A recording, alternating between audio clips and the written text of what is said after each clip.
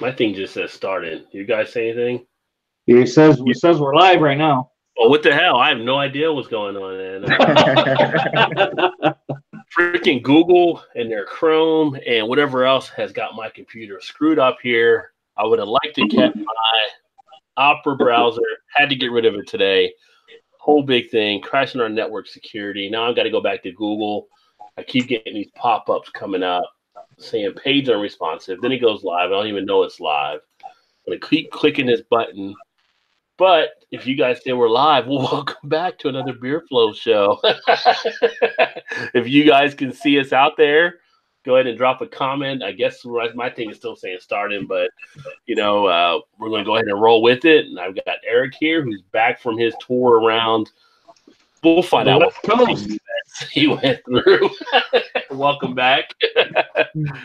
And then welcome back to Todd, who's always our riding buddy here down in Indiana.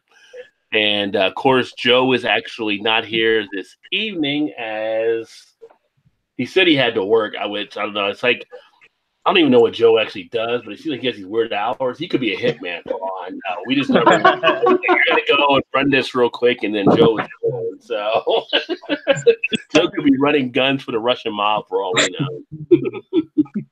That's what we're going to stick with, and that's what he's doing. But if nothing else, it sounds cool. You're right. Probably cut the beard so he could, stay disguised. They're probably onto him in some spots, but cut the beard, losing weight. He's going under a makeover big time. Yeah, like Christian Incognito Joe. Yeah. But we will truck on without Joe this evening. So hopefully you guys are having a good night thus far. Yeah, well, I am. Yeah. It's Thursday, time for a beer. Almost into the week. Okay. I don't go back to work till Monday. Don't rub it in. So I got up today, had to drive to work, and not even 2 minutes from my house, I freaking had the car light come on again. And the car light. Gosh. I'm not putting more money into this damn car. I mean, that thing's been causing you trouble lately, hasn't it? Yeah. So I got to look at the codes this weekend and see what's going on with it. It's like, it better not be anything else that costs a few hundred, because at this point, it's like, I get rid of it. I only use it really to go to work once a week at the office, because the rest of the time I'm here. And then when I go to visit basically breweries or beer runs and stuff like that around town. So I don't know. I'll see what I need to do with it. But cars can definitely be a pain for sure. Still got this Google thing popping up. I got to keep hitting wait. So I don't know what is going on there. But today's show, I figure we look at maybe some different beer pairings. My actual office job today, we did a meeting where we talked about beer pairings there for like the holidays. So different ways to pair beer with different foods you like. And a lot of people talk about the different foods they liked, and then we found beers that were similar to them. So it was a pretty cool set. So I figured, why not roll that into the night show tonight? So, which is always kind of cool that I got a job where they let you bring in beer and talk about beer to people and train people. And yeah, that doesn't suck. I didn't even drink any myself. I was just getting to everybody else there. But everybody seemed to have a good time. Again, just rub it in. I don't have to work tomorrow. I get to drink beer at work. Blah, blah, blah. It was small cups. It was small cups. You had to take little sips, But it's still beer at work, though, right? Doesn't matter. Yeah. You can drink lots of small cups. Equals a lot of beer. It's like having bad golf during a work day, and you're like, I really suck. But it's like, yeah, but I'm not working, so. That's right. A bad day of golf is better than a good day at work. There you go, Todd. There you go. And welcome to everybody watching. Like, we got like 9 watchers out there right now. And thanks, Tim. Tim has swung by. Tim's Brews. Thank you, brother. Make sure you check out Tim Brews' channel there as well. You can hit the 3 dots next to the name.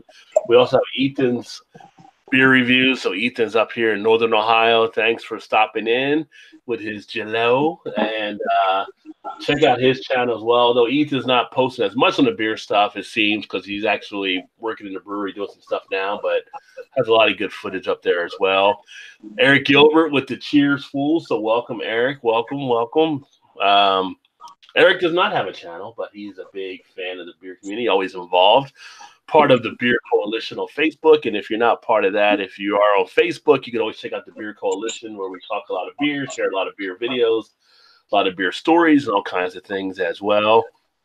And Ethan was like 9:15. What the hell? Yeah, that's why I said technical difficulties earlier. So welcome, Hans. Appreciate it. Hans Gomez in the house. He says he wants beer. Who doesn't? Who doesn't want beer at a certain point? I don't even know. Am I on screen right now? Yeah, you're on screen. Mm-hmm. Okay, my whole screen is like black right now. I have no idea. I'm just winging it because I can't see Google. It's just a black screen I'm in front of. So Mine did that a while ago. Yeah. Way to go, Google. Rich company sucks right now. Bad implementation, Google. Bad. That's like, bring back Netscape. What the hell? And I see head coach is in the house. Welcome, head coach. He says, hello, gentlemen. It's in Chargers and Chiefs, 400 riding.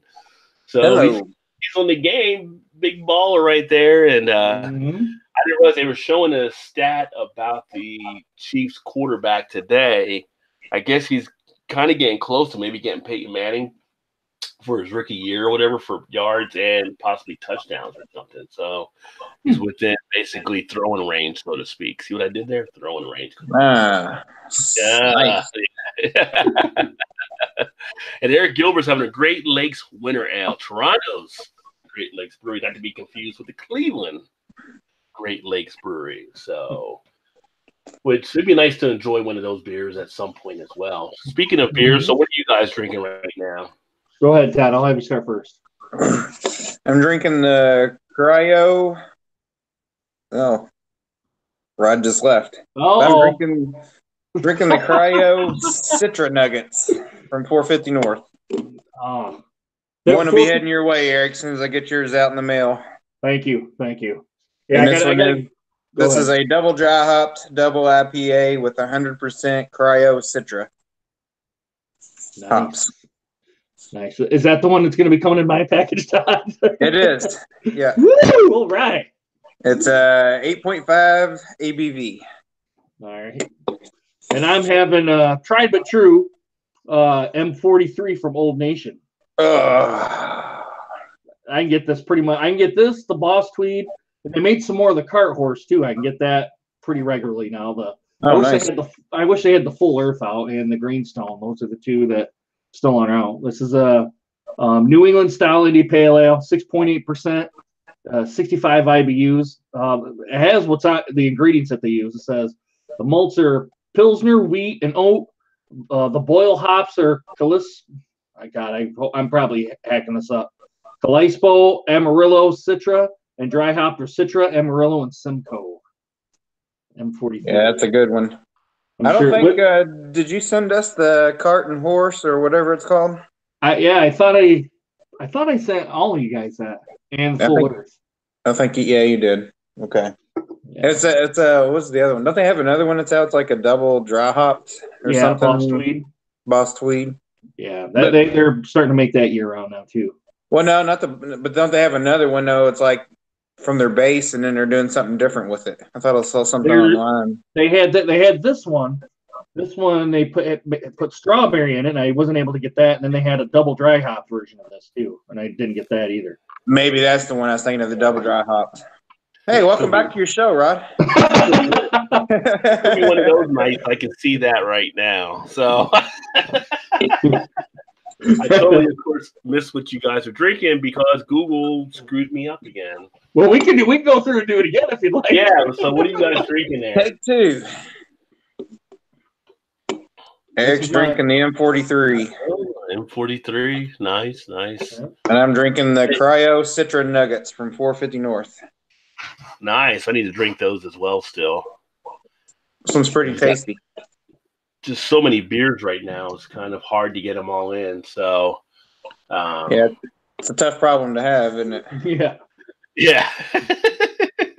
feels like it can be too many, and it's like I don't know if it ever can be really too many, but it kind of feels that way sometimes, though, doesn't it? Well, when you sit there and you look around and see what you got, it's like, geez, where do I even go? Where do I want to start? Go to a big craft beer store. You're just like, well, what am I going to get? I mean, there's so much. Yeah. Well, it's even funny, like going to a restaurant because it's like, what do I want to drink here?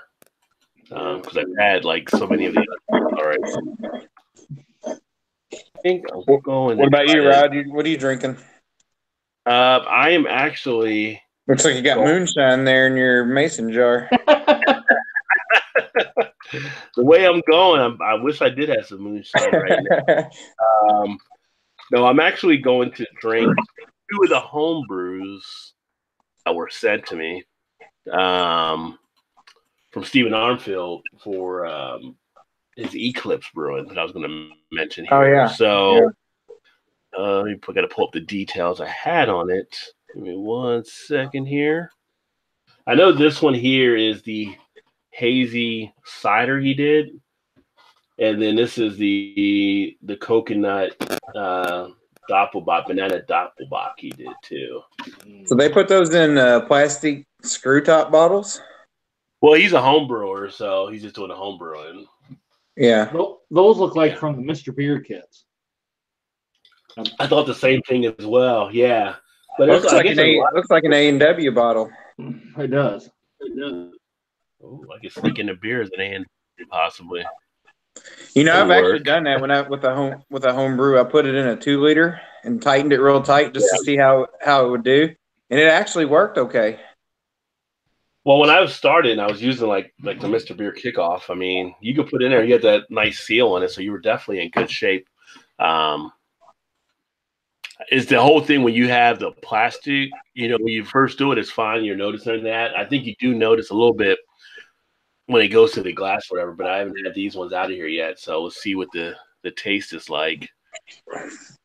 But I know that both Bumpy had gotten it on his channel and Bumpy liked it, and Craft Beer Pours as well, I believe, gotten it. Nice. This one here, so this is, let me pull up the information, the Patrick Hazy Hop Cider, apple juice, the hops are experimental XD 6297, orange vanilla tropical, citric mosaic galaxy, yeast was barbarian, and the ABV on this is 6.6. So we'll go ahead and crack this open here. That's the IPA? No, this is the hazy side. Okay.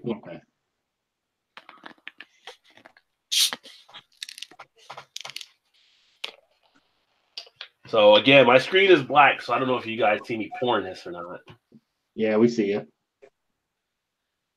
At least we can. I don't know about anybody else. Got a nice little fizz on it. We could be just audio only for all we know. Well, obviously with the cider, it's not going to hold the head retention, so that actually broke down pretty quickly here. Hey, Rod, real quick. So when you broke the cap, was the cap already sealed, or was it just a cap that was already tight but not like the plastic ring around the bottom? Was it still intact?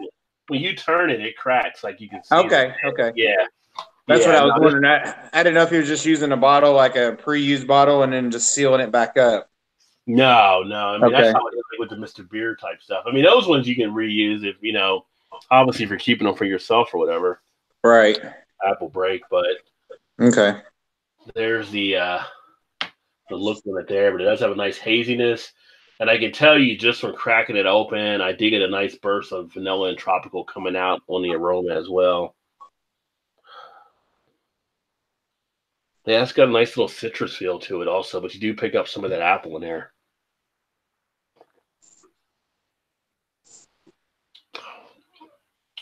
Get a little bit of that bitterness as well. It has the texture.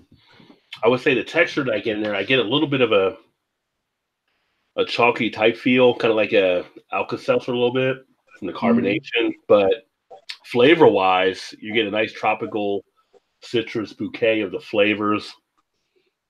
get a good duration. It's in the throat nicely. A little bit of a scratch going down the back end, but if you were to have this, one of the beers I shared at the office today was kind of a new one that Ryan guys did. Did I send you guys the Wowie?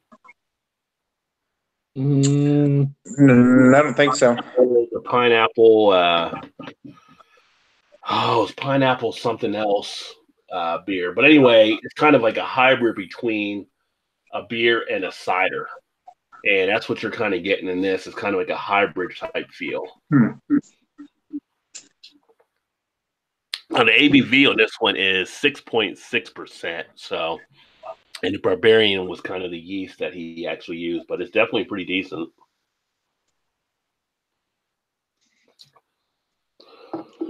Are you digging it, or is it? It's kind of a slight little bit of a mintiness.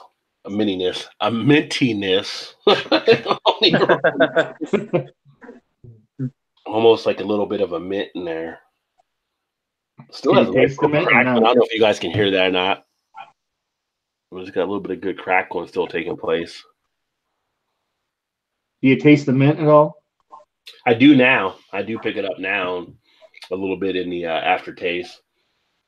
But no, I mean, I like it. I mean, if you were thinking of something that would be kind of like a cider, but you would want like a more bitter than a sweet, then this would be kind of a play you would actually make there. So I like the bitterness on the back end. I haven't had a cider that really had a bitter and type kick. I mean, I don't usually drink a lot of the ciders. I'm not a huge cider fan. I've picked up some I like, especially where you're at, Eric. Probably the best one I've had from any brand is probably Blake's Hard Cider out of Michigan. Yeah, Blake's. I believe they're actually doing a good job, so I'll get theirs once in a while. But like some of the Samuel Adam, Angry Orchard stuff, some of the Christmas stuff is like, But this one has a nice little kick with it kind of kind of hopped up. So do you actually use mint in it? He did not mention mint. Now in the experimental hops, I don't know what the XD6297 was supposed to add to it. I don't know if that has like a type feel, if that might be it. Because I know the Galaxy, the Mosaic, and the Citric don't. So yeah, it's kind of different. It's kind of unique in how it's actually tasting right now. But yeah, not bad at all. Like this. Oh, there he went again. Damn Google. Google hating on him tonight. Yeah. Oops. Yeah, I noticed there's some stuff going on with Google too. I don't know what's going on with the Hangouts and all that. So weird. But I'm digging my M43. That's for sure. Yes, it's pretty good. So I'm gonna try to get your package out in the mail next week. Try to do it early next week, Monday, Tuesday-ish. I got to actually repackage all your guys' packages because I didn't do a very good job of wrapping them because I was going to get some of the large Ziploc bags and put them in case something happens to them or if they break or something. Yeah. They're a bottle. There's 2 bottles and a can for you guys. I think you're getting, goodness, I can't. There's from Ellison Brewery and Spirits. They're local here. They do pretty good stuff. I think you're getting a DER roast. It's a Imperial bourbon. I think bourbon barrel aged stout. Oh, Rod's getting me a bourbon barrel aged.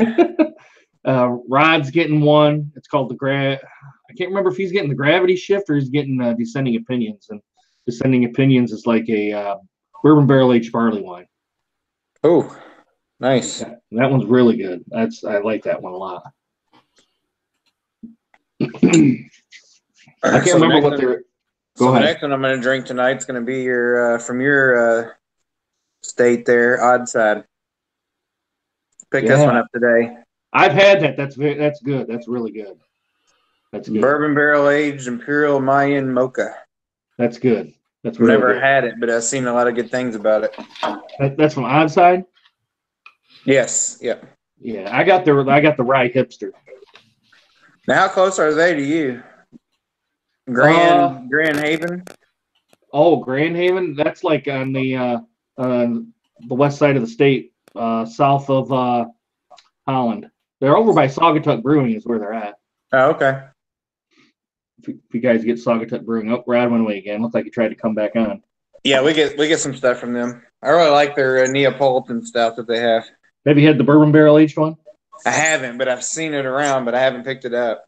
I think it kind of detracts a little bit from the taste because the bourbon kind of cuts into it, but it's still pretty good. Yeah. Pretty good. The regular one is great. It's like liquid. I was like, it's like a liquid ice cream, like a melted Neapolitan in a cup. I mean, it's so good. Yes. That one's very good for a non-barrel aged beer. That one's really good. Yeah, so I was really intrigued with the barrel aging. So it's kind of nice to hear that you say that it's kind of takes away from it a bit. I think it does, but I don't know what other people's opinions are. I think it does. Yeah. I can see that too, though. It probably cuts down because that beer, the standard, I think is, I wouldn't say it's overly sweet, but it's sweet. Yeah, it's sweet. It's almost to the point of like if they put any more sweetness in it, you couldn't drink it. Yeah. So I was thinking maybe the barrel aging would cut that down some, but I could see it also cutting into the actual flavor of the base beer. Yeah, it does. There he is. Round 2. Or 4. It's killing me.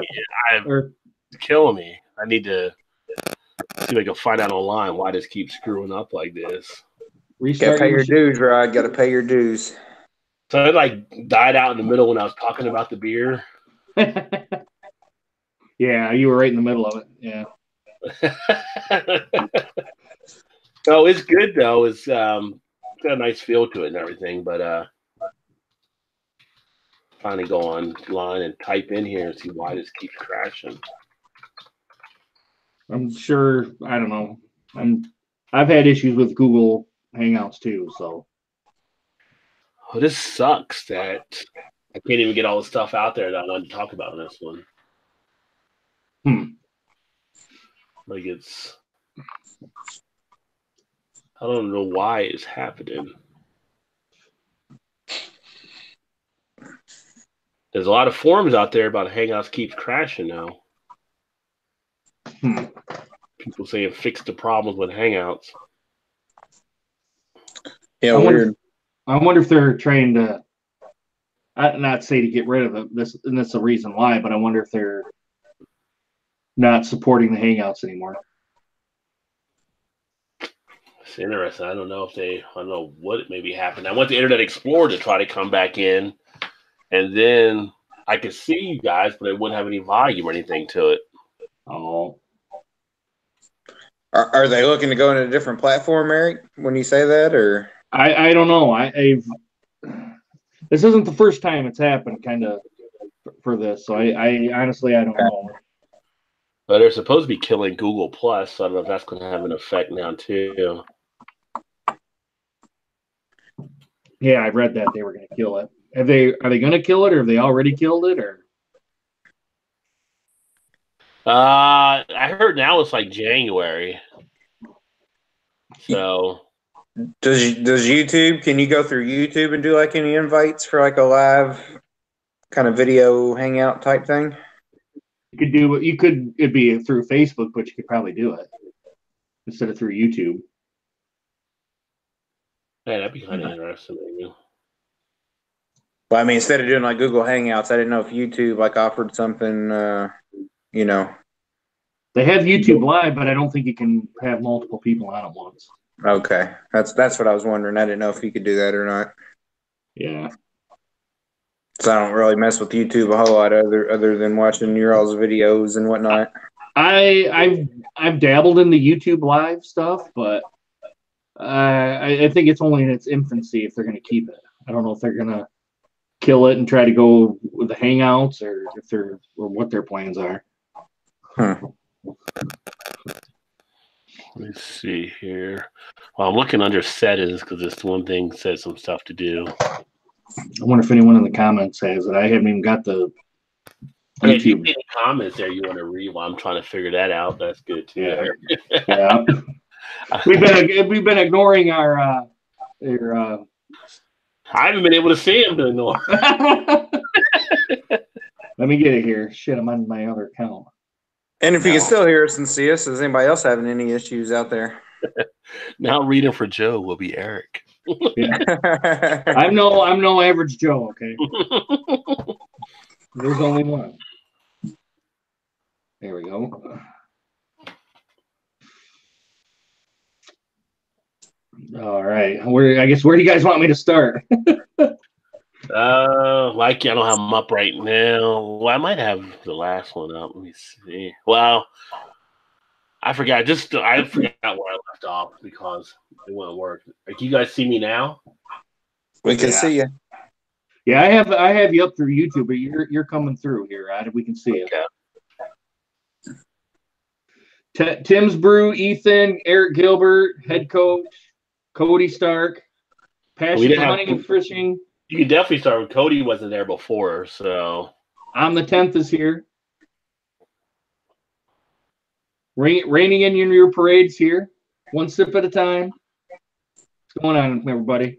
If you got any questions, I'll go ahead and read them off here on in the chat here. Nobody commenting? Yeah, there's a couple on here. I'm trying to think of everyone to. There isn't really like any questions or anything going on here, but Eric Gilbert says Joe wasn't working. He's spooning his other quote unquote other half. Get it? Nice. That's a good one. That's a good one. I admit it did take me a bit to come up with that. That was worth the wait. Yeah. Cody Shark says, Todd, to your point, Oddside is really good. Okay, good. Yeah. I was kind of excited when I saw it to pick it up. We get a few here. I actually happened to go over into Louisville tonight and saw a few things over there, so I picked up a couple things, this being one of them. Gotcha. We got a big beer festival coming up in February, and today they had their pre-sale, so you get discounted tickets and whatnot. So I had to go over and went over and picked it up today. Now, do you guys get like tokens or something like that, or you get to go for as much beer as you want for your admission? Over in Kentucky, it seems that you have some either do it by tickets or some will do it by like a card, and they'll just check it off or whatnot. Oh, but as like most of them goes, as depends on it's hit and miss with the booths. Some of them will take it, some of them don't give a shit and just let you go on. So now in Indiana, all the ones that I've been to in Indiana, they don't take any. It's just you pay and you drink until you can't stand up anymore. So I don't know if it's like a liquor law or something per state. I'm not really sure how that works, but yeah. Cody says, have you guys had the Nitro Choco Libre by Brewdog? I have not. I have not either. So Rod's gone now too again, I see. I haven't actually bought anything from Brewdogs for a while. I don't know why. I just haven't. Today I was at the beer store today. I seen a lot of. I didn't see what they were, but I think there was 6 or 7 like 6-packs I could have got from Brewdog, and I couldn't tell you what they were. But they're starting to make their way up here, and I see Oddsides coming. I wish Rod was here. Oddsides coming into. Is it Oddside or maybe Old Nation? I can't remember. It was coming Old Nation. Yeah, I saw something the other day about Old Nation coming to Ohio. Yeah, I wouldn't be surprised if they're going to try to make their way into Indiana. Well, I mean, you kind of sort of have to go through Indiana to get to Ohio. Well, no, I guess you don't. I guess you don't really, because you guys were all connected there at the top. But yeah. But I'm sure Rod's going to be pretty stoked about getting Old Nation now. He should be getting M43 in his area here shortly. Yeah. When I sent that message to you guys, and he seemed pretty pumped about it, which me too, because my brother lives in Cincinnati. So maybe I could have him. Hey, you're coming in this weekend. Hey, why don't you stop and pick me up some Boss Weed or whatever they get. Yeah, they got all of them are good. I wish the Full Earth would come back from those guys, but that was really good to me. Which I guess their standard, I guess, is M43 and Boss Weed, you would say? Would you say, Eric, as their standard canning, I guess? Yeah. What's that, Rod? We can hear you, but we can't see you. You can hear me now, but you can't see me. Yeah. Interesting. Can you hear me now? So the camera is down there. Maybe it'll switch over here. I went out to the Internet Explorer one and did theirs. See if that picks up.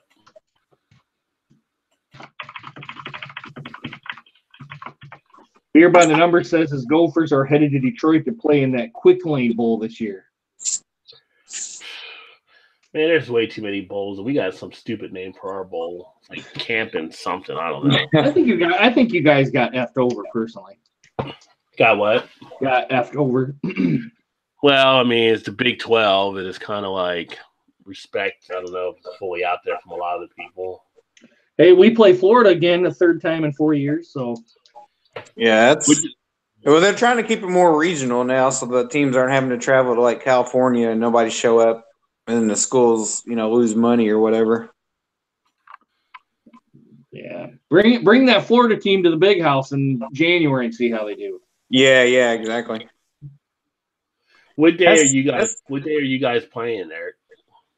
It's gonna be. I think it's New Year's Eve. I think it's the last game of New Year's Eve.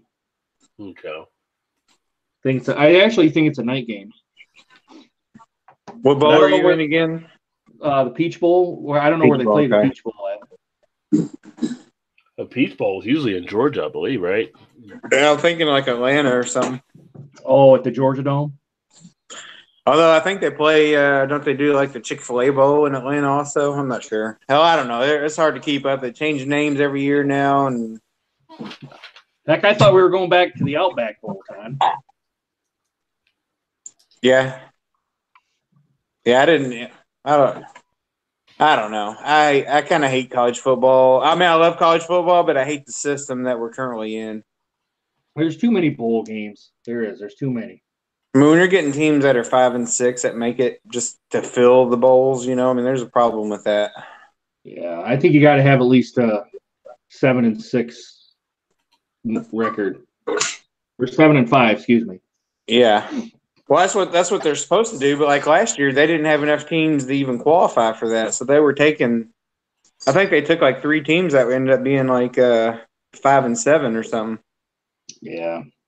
Which, I mean, just waters it down. I mean, really, when it comes down to it, who's watching a lot of the other bowl games that, non-big teams are playing in anyway? Unless it's your team that you pull for. Right. Is there any bowl games going on tonight? No, it's still too early. It's like next week, I think. Oh, is it? Tonight was a kind of a weird night for like no college basketball really on.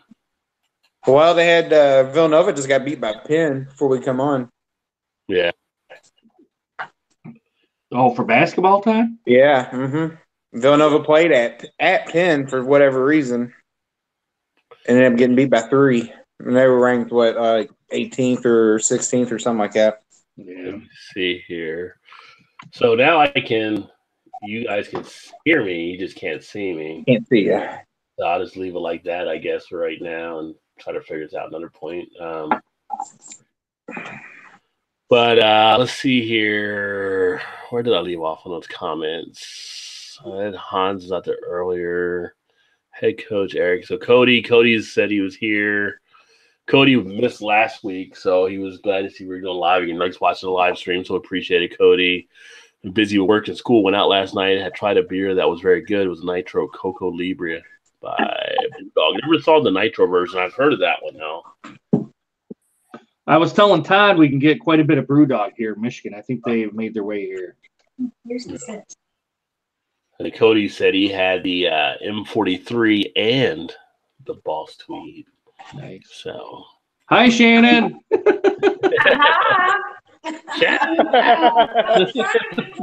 She's trying to be discreet, but didn't work, I guess.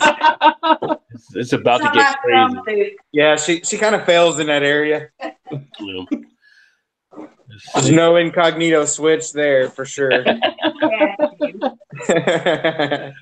And Passion for Hunting and Fishing said hello, welcome. He's got a good stream. Make sure you check him out, especially if you're a hunter or fisherman.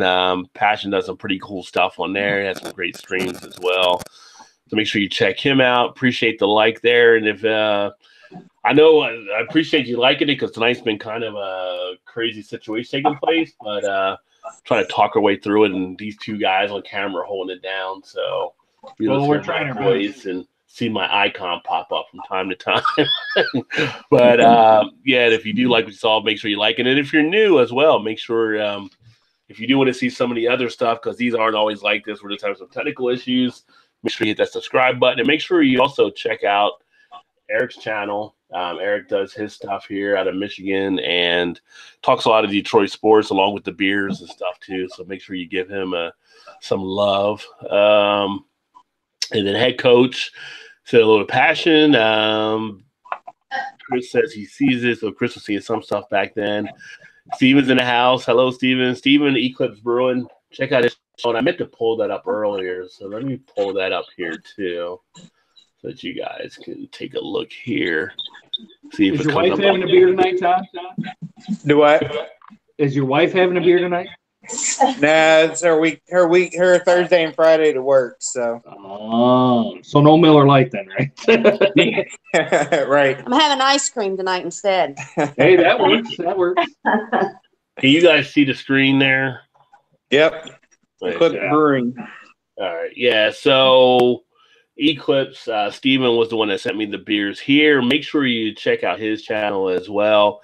And you can see him in the chat, Eclipse Brewing. If you hit the 3 buttons next to his name, you can go to his channel. You can actually subscribe. And on his channel, you can see some of the stuff he's done. So he's got the video out here for the hazy hop cider Patrick Hazy, and that's what I'm actually drinking right now. This will be the second drink, which is the banana Dunkelweizen beer, the banana hammock.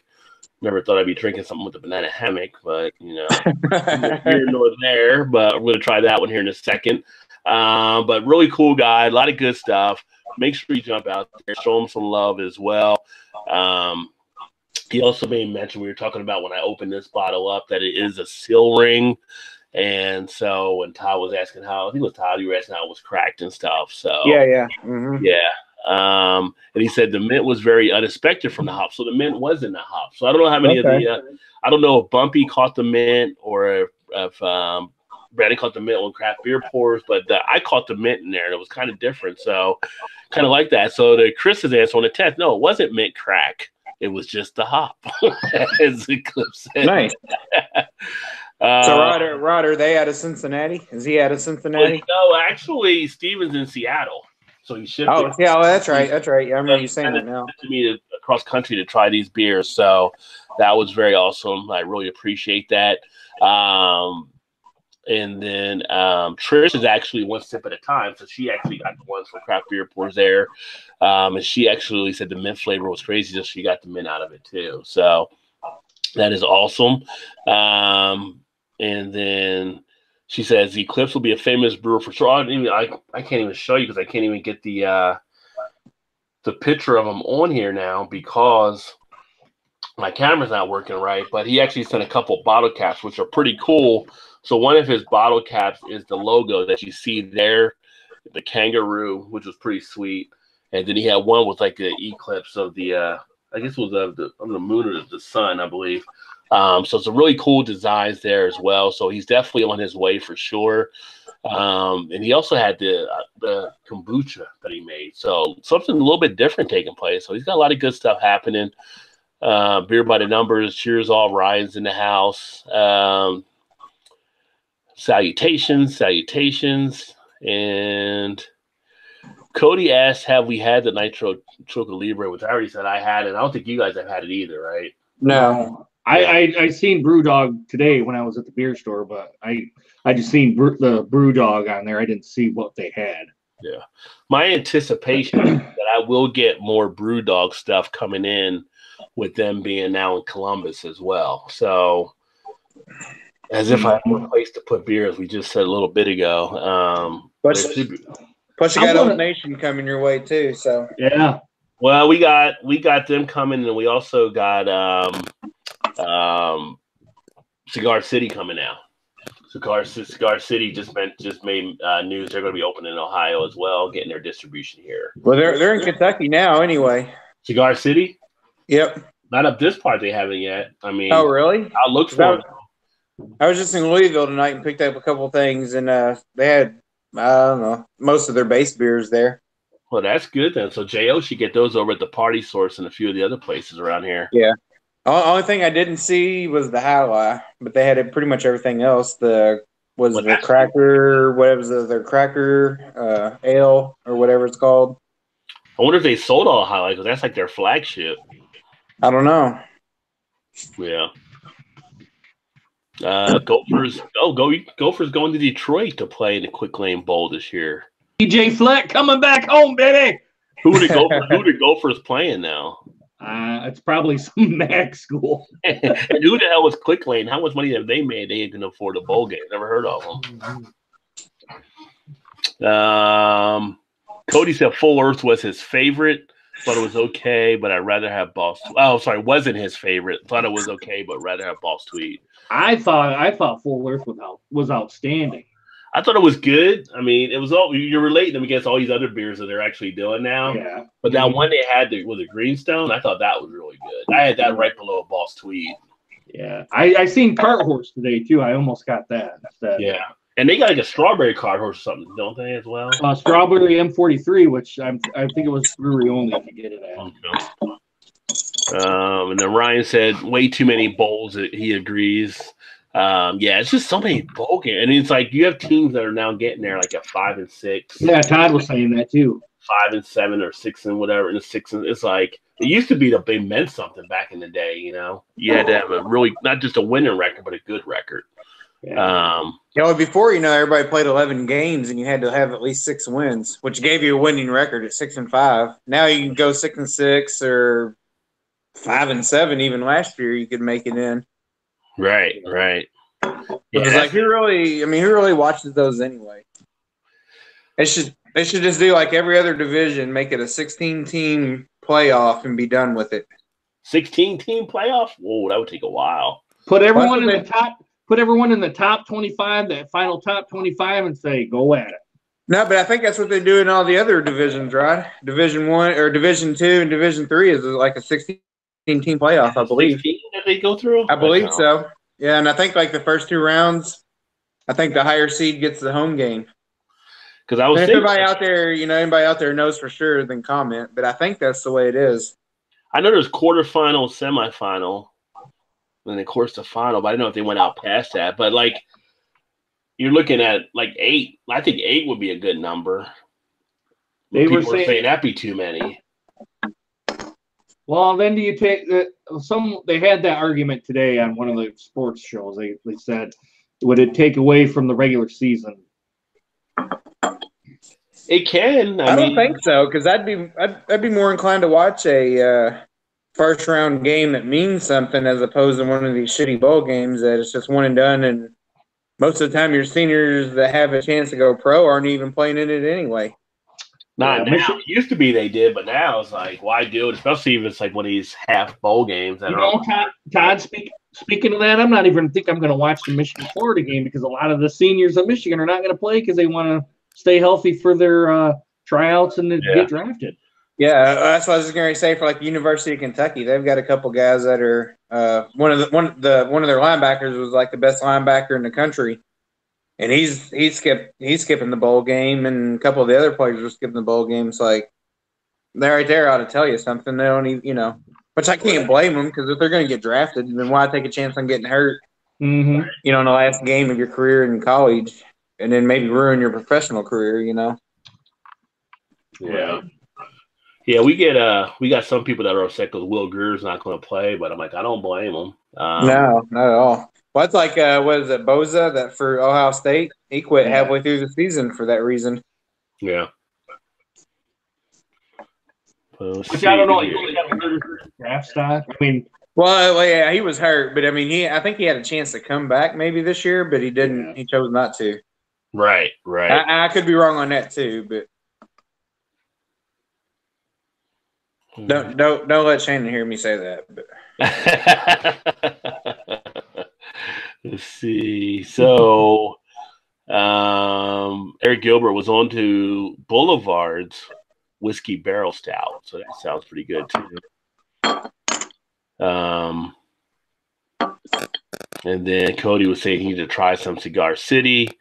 Eric says he had Eric Cigar City Imperial Pumpkin Ale. So I can't remember what it's called. Is it Gould something? I'll have to look it up here. Yeah. But a lot of bowls, a lot of beers. So Bourbon barrel aged Imperial Mayan. No, That's good, Shannon. Shannon, that's good. You have to try it. No. Just take a Not my sip. Come thing. on. Just take a sip. It's like Eric and coconut. Stout with coffee. Ooh, nutmeg. Habaneros. Yeah. Ooh, bourbon barrels. Yeah. Yuck. I take it Shannon's not a bourbon fan. Nah. Hate Shannon bourbon. was She's not much outside of a Miller Lite, Bud Light fan. Or wine. She's fine with wine, so. As long as it comes out of the box. Yeah, wine out of a box. Good to go. Yeah. I'm gonna tell you what though, I can smell the heat off of the habaneros on this. Smell the heat, but smell the pepper flavor out of it. Clear up your sinuses. Yeah. I heard it gives you a little kick, but I've never had it, so I don't know. We're about to see. It's the Good Gird by Cigar City. So let's jump over. So Eric, you were in your thing. So where did your adventures take you to? My adventures took me to, well, first I started in Dallas for the week.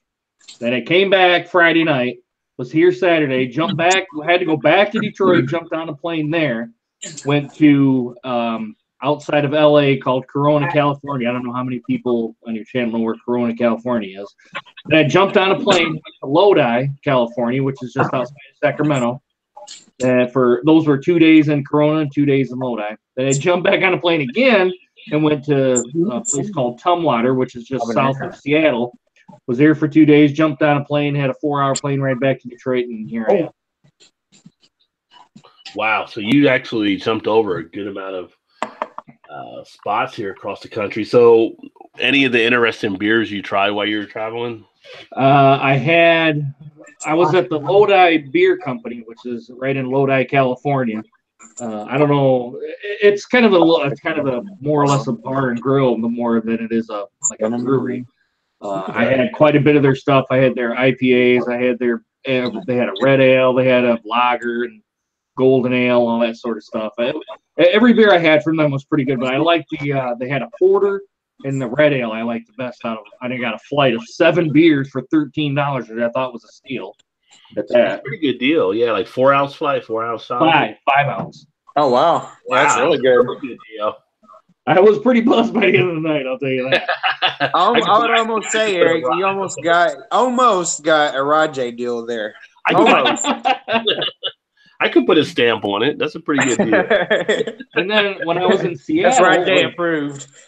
When I was there in south of Seattle, I'm sure you guys seen it because I sent the picture of it. There was Bourbon County Stout. There was 3 unopened cases plus what they had on the shelf. Yeah. And that was just sitting out there, just kind of chilling out. Yeah. I don't think people go as crazy for it as they do in the Midwest. Well, out there, why would you? You have so many good craft breweries. That's true, but you kind of get that everywhere, though, right? I mean, yeah. I mean, we did. I was surprised. It's almost to the point now. It's like our Kroger liquor store here actually did get a few of the variants. They sold them out rather quickly. They got like 1 box of them, but like variants would have never went to the Kroger liquor store. So it's kind of like more and more of the mass growth that they have with AB and Bev now funding them a little bit. Yeah. They said out there, I was trying to look for the variants. They go, the variants kind of sold out the same day. So I'm not surprised.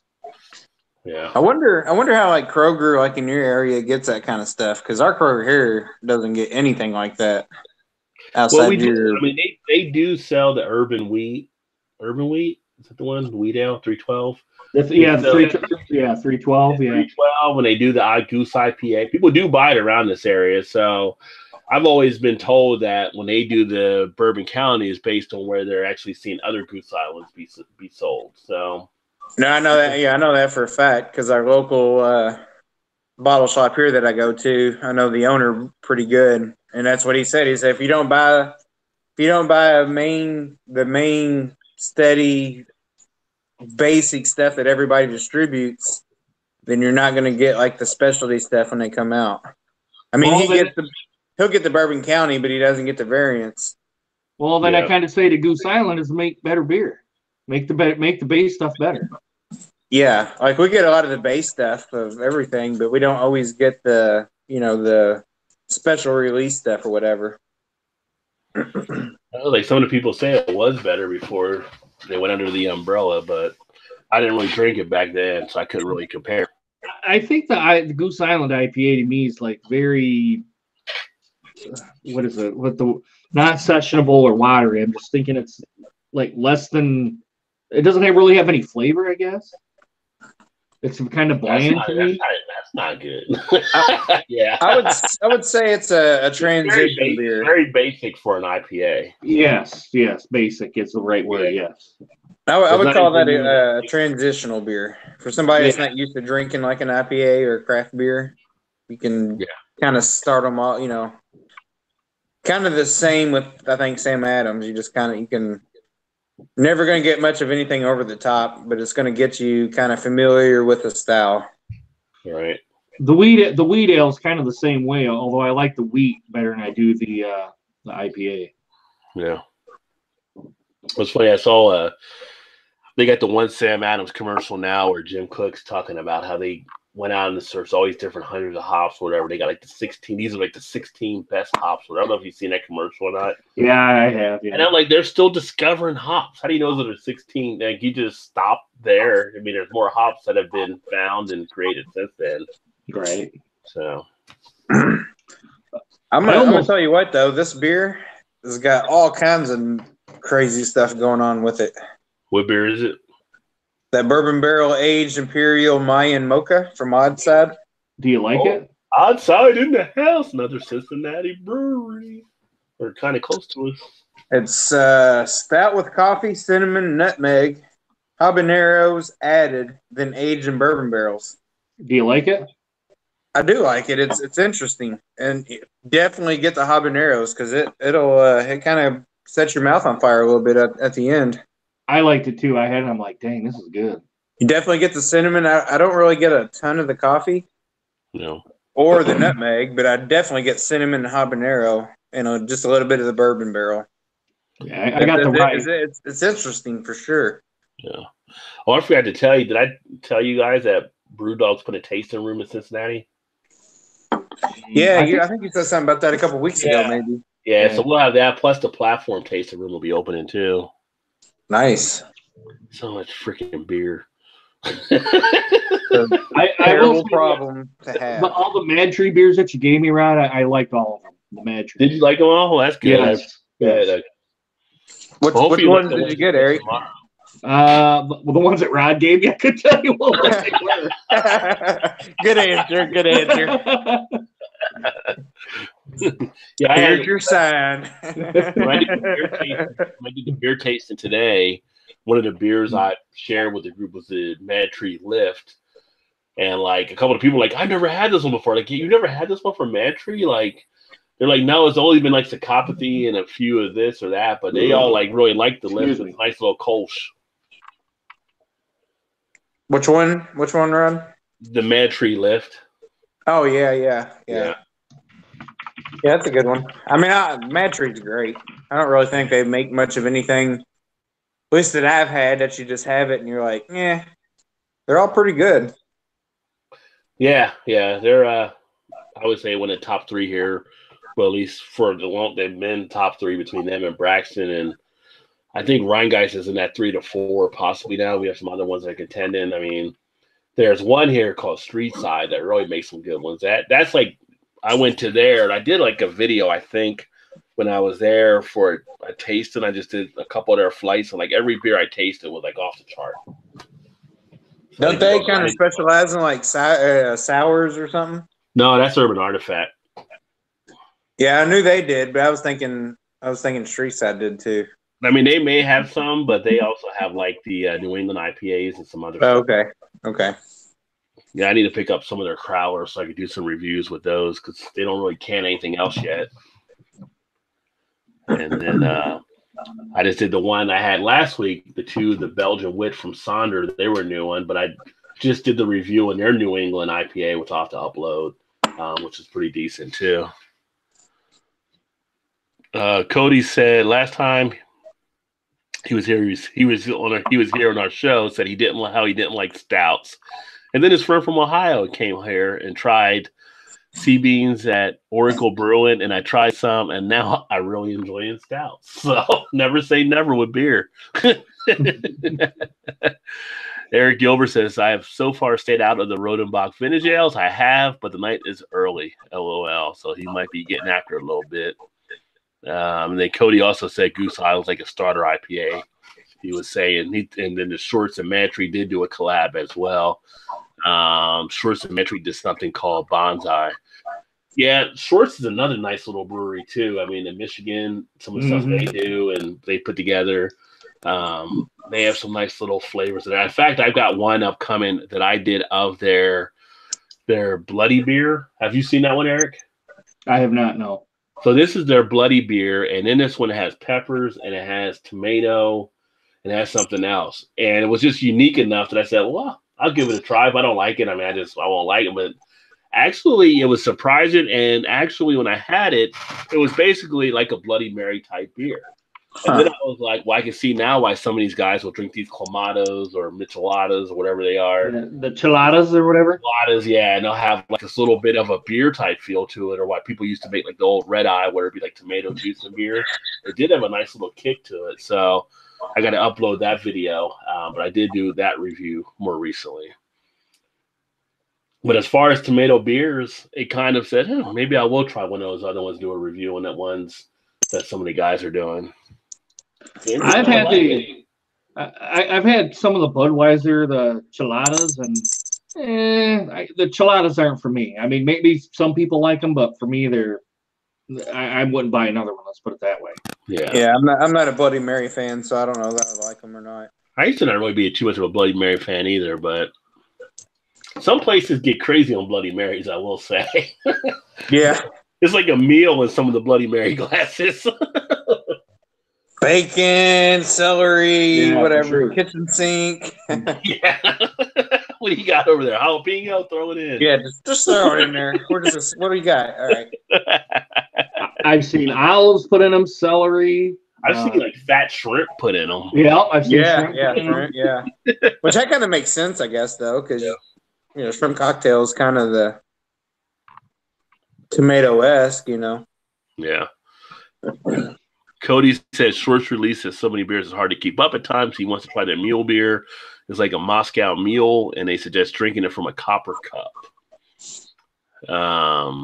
Eric Gilbert said he only had the Bourbon County Stout base and a forgettable Belgian blonde from Goose Island. I'm really meh on Goose Island. Yeah, I think some people are kind of like not really high or low on them, kind of in the middle with some of the Goose Island stuff. I will say when I went to Chicago a couple years ago, and the first time I had like Sophie and I had Matilda on tap, I did like those. I thought those were those are pretty good. Yeah.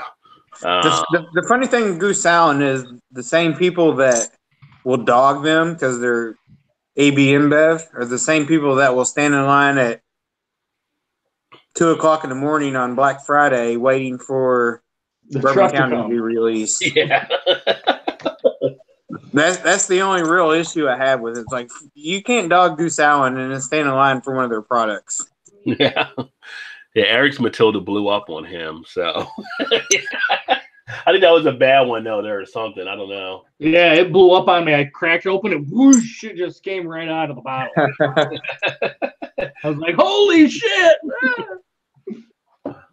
Yeah, I saw there was a thing, I think I posted on Twitter and on my Facebook page, or it's upcoming on there. But some scientists, I think they've come up with a way to stop exploding beer bottles, which would be interesting. So now I'll just have to tell you about it since you can't see it, which Eric probably doesn't want to see it anyway. So I'm going to actually open up the coconut one. The banana. I'm okay with you drinking it, just not me drinking it. So Eric, do you like the Berliner Weissen type style beers? Yeah, I do. I enjoy those. Yes. I can't wait for you to taste one of the slushy ones that I'm going to send you from 450 North. Hell yeah! And Rod knows the one I'm talking about. Oh, wait a minute! Did he not get that one?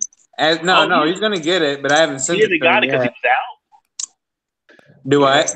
You talking about the one you sent me and Joe? Yeah. Eric's getting it too. He either got either of them then. He's getting them both, but okay. Well, I just got back, man. Dude, you're gonna love that one. that is. Is that the one you so guys good. went goo goo gaga over? Yeah. Yeah. That might be I'm just gonna say when we do the beer flow awards, that might be when I lean toward for best fruit beer of the year right there. Wow. I'd almost even go as far as saying that might be my favorite beer of the year so far. You know, I think it's kind of a prelude to anybody who's watching our channel right now. The stout, I think, for me is going to be flapjack nugget or the flapjack nuggets. Oh, you double flapjack. Yeah, you're getting a double. Oh, the double, the double's even better. No way. I don't know. I haven't tried it yet. But you'll get it before the end of the year, so that could make your list. Who knows? If you drink it before the end of the year, that is. Yeah, by the time Joe gets us everything over, we're probably looking at the first week of January or so when we actually do them. So we got some time there. You know what would be really freaking funny, but also kind of cool if we'd kind of made like little the beer flow kind of awards and sent them to each brewery and. You win the yeah. You know, I have some of the brewery contacts. I probably could. Eric, then they'll go. Why are they sending me a wine tubers award for? I don't understand. Hey, Rod's the wine tuber. Well, I just got a thing from Urban Artifact. I'm going to put on the blog for a press release, but they just got like a food award too for their brewery. So. Oh, really? Yeah. Now, where are they located, Rod? I know they're in Cincinnati, but where at in Cincinnati? They're the area is called Northside. So when you come across the bridge into Cincinnati, it's almost like you go up to 74 where you're about to go into Indiana, kind of, but you get up to 74 exit you make that first right off that exit, which is Coleraine, and you make like a mile from there, so you make a right, and you go down, make a left, and they're sitting in the old church down there. But they're like a mile off the 74 exit here in Cincinnati. Okay, all right. Yeah, it's pretty cool little setup how they have everything there too. Closer to the river than inland, I guess. Well, you would be coming away from the river to get to them because you're going 75 north, and then 75 north will hit 74 west, where you can take that to Indiana. Oh, okay. All right. Yeah, they're going away from the river, but from the downtown exit, you're probably like exit 5 or something. It's like 5 miles maybe from the river. So, okay. But so many breweries, so little time. Yeah. So right now, I'm going to open up this one from Steven, and let me pull this up here. So this one, the Banana Hammock Dunkelweizen, the grains are wheat, Munich, Vienna, Special B, and chocolate. Coconut raw 5 ounce he used. He also used the Saz hop. IBU on this one is 21. ABV is 5.1%. So a little lower than I'm accustomed to, but that's all right. We're going to go ahead and get this baby in here for the Dunkelweizen. Should be a nice dark beer, although I wish you guys could see it, but because of Google, you can't right now. So I'll have to describe it to you.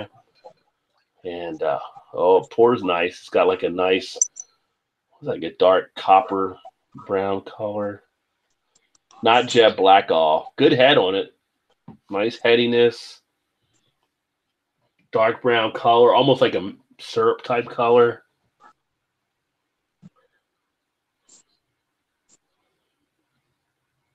Get a little bit of a nice banana aroma out of it. Good sweetness. If you can hear the crackling taking place there on the head as it's actually working its way down, but it sounds really nice. Head itself actually has a nice, a good amount of foaminess, so it should lace the glass a little bit. But as far as the taste, oh wow! You get a nice hit of the coconut in there when you take the taste of it.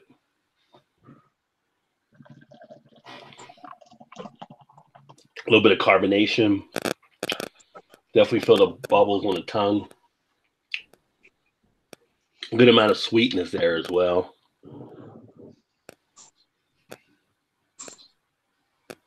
But goes out in the back end rather easily. It's got a little bit of a stickiness to it. I can definitely feel it like in the cheeks. But it's a nice little Dunkelweizen in here. I think if Eric had it, Eric would definitely pick up the coconut and then be like, no, pushing it away. It wouldn't be terrible over coconut, but you would definitely feel that flavor. But the banana is really nice in it. What did you think of the banana coconut for Dragon's Milk, Todd? I haven't tried it yet. Oh, you haven't tried it yet? I haven't tried it. I've got it, but I haven't tried it yet. Have you tried it, Eric, at all? No, I see it. There's still like 3 or 4 cases of it at the local store. Oh, cases. Like, we keep running out of bottles here. Yeah, same here. I picked up the I don't know if you saw the unboxing video, but I picked up the s'mores gift set. Yeah, I seen that. It was $15.99 to get the 2 glasses and a nice 22-ounce. I'm like, it's a good deal in my book. So I love the Mexican spice cake. That was outstanding. I picked it up too, Rod, and I actually got a better deal than you. Shocker. Better than Rod J deal. That's not something easy to do. Not many people can say that. Which actually, speaking of Rod J deal, so the other night my wife was like, she wanted me to get some vodka, and it's like I really didn't feel like getting it, but I went and got it anyway. So I went to Kroger when I went to the store to get vodka, and I forgot I had actually put a coupon on my card, because if you go through the coupon stuff with the Kroger card, they now have like alcohol they'll put onto it, so you get discounts. Oh, nice. Oh, nice. So I went in and I just like, I figured, well, I'll grab her a bottle like Sky vodka or whatever, and they had the Sky 750 milliliter bottle, whatever, 750 whatever. It's usually like $20, $21 or whatever. It was for $11.99, I guess, for holidays or whatever.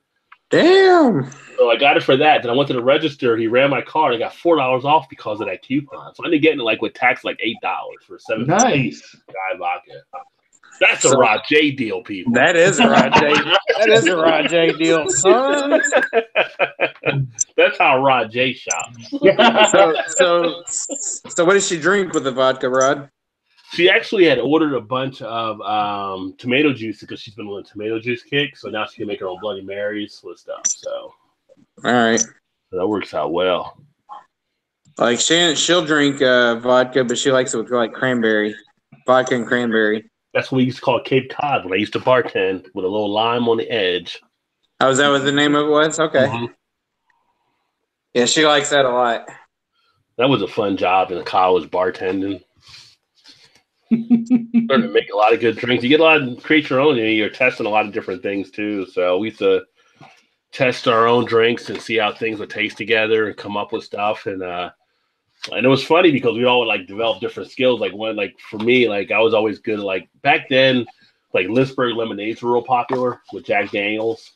So like people would order them and they'd always send them to me to make the Lynchburg lemonade. Another guy was really good at making the whiskey sours. Another person was good at this. So you develop different talents for different stuff, and I guess if you like it, because I did like those, you would drink a little bit more. So you'd always screw around to make sure you get the right mix of stuff in it. But it was a good time. But whatever we would do, it was for the alumni center as well at WVU. So we would always be bartending for weddings, which is just hilarious because every time we'd have weddings, we'd always get challenged by people that were at the weddings, like trying to outdrink the bartenders. It's like, you got no shot. You've been drinking so long. Our tolerance is so high for stuff. And Rod, I picture you doing like Tom Cruise and lighting the bottles and flipping it up in the air and shit, you know. Here's the crazy thing. We had one that we took it pretty much over the top. I mean, if it was like wedding crashers were bartenders, we were like that night. We did a wedding for the athletic director of the university's daughter who got married. And we got everybody so lit up that his son ended up ripping off one of the door stalls in the men's bathroom because the son was six, like 280, 300 or something. And then we had his daughter who had just got married. She was on top of one of the tables dancing, pulling her for wedding dress and everything. That's how lit we had everything. Oh, shit. And then they were like, go ahead and give the other employees like a drink as well, you know, because we had a good event going. Well, of course, we were loading up all of our friends with, like, these high drinks, and one of the friends was dating one of the other girls, and she just starts arguing with him right in front of everything because she's buzzed now. And it was one of those off the hook type things. Unfortunately, the person that ran the company, he ended up getting fired after that, but that's on him, you know. What kind That's on him. That and to let us do this stuff. We got to let you go, son. But that was probably one of the fun. That was the funnest wedding party I've ever worked. Yeah, that'd be kind of hard to top. Yeah, we just had all kinds of stuff happen in there. It was hilarious. But when you go to a wedding and you got bartenders, don't ever think you can outdrink the bartenders. Chances are you will not. You will fail miserably. Yeah, probably 9 times out of 10 you're going to lose that battle. Yeah. Let me go back here and get some of the comments because we have had some stuff flying in, which I didn't realize because I can see the comments now. You just can't see me. Let me see here. Cody Stark, Beer Science. You can't see me. Can't see me, son. The most important science of all. I do agree, Cody. And Steven said, good luck with the Donkel rod. Hey, Steven, I really appreciate it. And both of the beers, really enjoy them. Definitely good. I'm actually sipping through this one because I do like the banana. I do like the coconut that's coming out of it. So I'm not trying to rush through it. Although I could easily turn this baby upside down and chug it for sure. Yeah, that one sounds interesting for sure. Yeah. And he said it's not for everyone, but it was fun doing it. And that's the reason. Like, you brew, it's like if you're cooking, you're doing things because you like them and you want to have fun. Mm-hmm. And you experiment with stuff, you know. Some things may not turn out the way you expected it, but it's still fun to do. And, you know, you surprise yourself sometimes. Eric Gilbert says, I'd chill any Belgian pale for a good week before opening. A lot of time it's the yeast used during the bottle condition is still alive and once out. Ha ha ha. And Eclipse says, yeah, yeast is a part of it for sure. Filled out a keg. And then Eric says, what is your favorite beer? And Eric Gilbert said, Flying Corks, baby. So Flying Corks, that's one of the beers. Is that in Canada, I think? I don't think I've heard of it before. Cody says, any suggestions for my first homebrew? I'm not sure what style I'd like to do yet. And Eclipse says, I tried to get more clove in it when I fermented it, talking about this one. Yeah, clove would have came through nicely on this one for sure. I do get a little bit in there, but if you would have had a little bit more, that would have given a nice kick on it as well. But what you did here is still a really decent beer. I mean, I could take either of these two beers, and I guarantee if I did a blind test with some people with the beers out there, your beer will stack up well. You did a good job with both of them. Eric said, try an amber. I'm trying to think what my first beer was that I actually homebrewed. I have to pull my – let me see if I got my old recipes here. I got them somewhere. Oh, no, mine was a raspberry wheat. That's the first beer you homebrewed? Yep. Mine was the American lager from the Mr. Beer Kit, and that's the one that kind of just blew up on me. And it tasted yeasty as hell too. I remember that. I keep a binder of my recipes, which if you ever want to write down your recipes, go out to the Brewer's Friend website, and they got a form you can easily use to keep track of stuff. Was this the first one I did?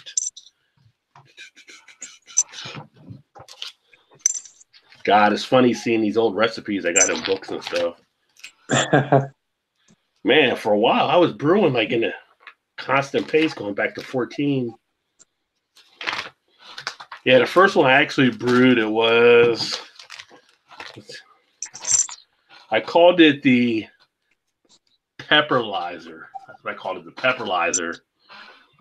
And it was based more off a Pilsner style, but I had actually used Serrano peppers with blackberries in that one.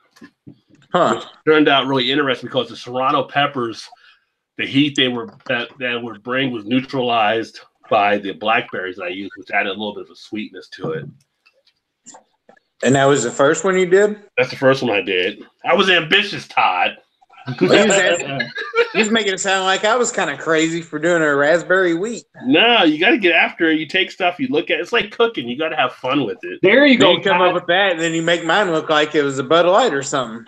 Todd, that's what you should do. You should brew us beer and let us review it. Well, I did send one out to Rod. I didn't send you one. That was fine. The one you sent to me. I remember you sent me that one. Yeah, but it was too early though. If you guys would have sat on it just a little bit longer. You said, like, when you sat on it, it came out a little bit smoother. Yeah, it got a lot better as it aged. I'll send you one next time I do one. I haven't done one. That's the last time I did one. When I have any more of it, Todd, or is that gone? No, I do have one. You want me to send it to you? That's up to you, man. That's up to you.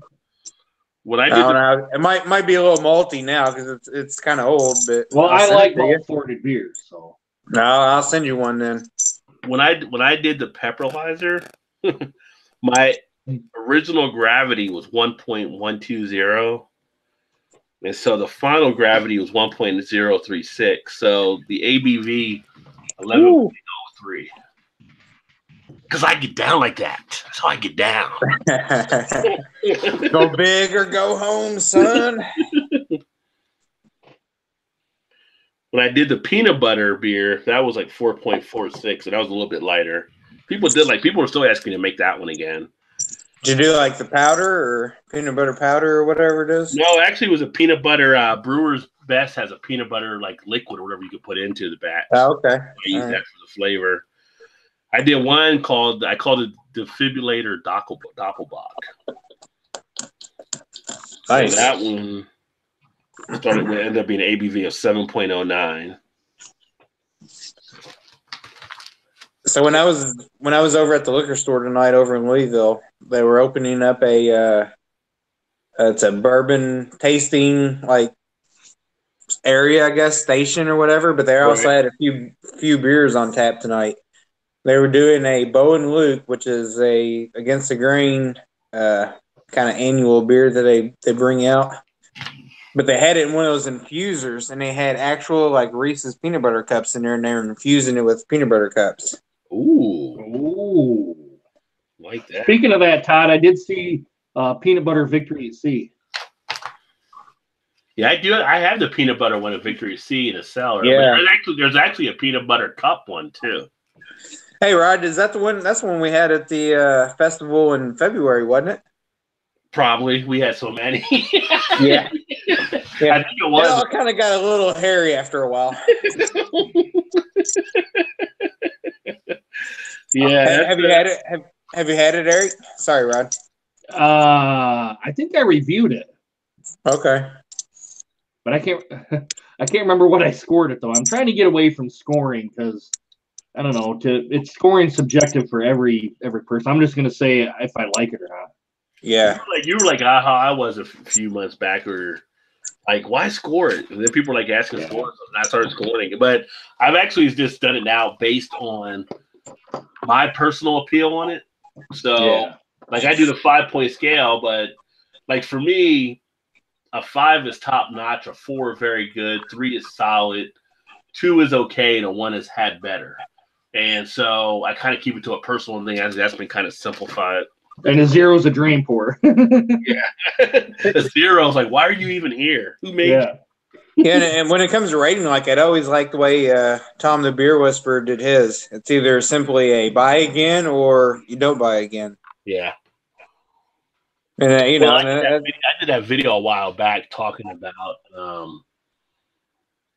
ratings and stuff. Don't get too hooked into it, based on what a person says, really. Right. And just like Eric said, it's so subjective. Everybody's palates and whatnot's so different. Yeah. Just because I like it doesn't mean you'll like it. Maybe I think it's, a 4.5 out of 5. You may have it and think it's a 3.5 out of 5. Doesn't mean it's a bad beer. It's just everybody's different, So I kind of like the fact that would you spend your money to buy it again? Yes or no, Yeah. Like that one IPA I had out in Seattle, Todd. I thought that was, what was it, the black, what was it? It was an IPA anyway. They call it black something. And I thought that was okay. A little light for me, but it was okay. So Now, how was would the I pick it up beers? again? How were the beers when you sent us that message and asked us what we should, what you should get? I didn't have the And I second sent one. you those too, and you said you were going to get those. How were they? I didn't have the second one. I had the first one. Oh, okay. Because I didn't want it. The other one was like 11%. And I'm like, no, especially when I'm away from the hotel. And so I drove there.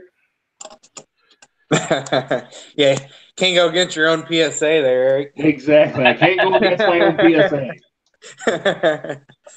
Let me see here. So the rest of the comments here. So Eclipse was responding back to Cody. He says, do a wheat or a pale ale, nice and easy at first brew. And he said, brew what you like to drink, Cody. And Cody said, yeah, I was thinking something along those lines. Hopefully whatever I brew, it turns out well.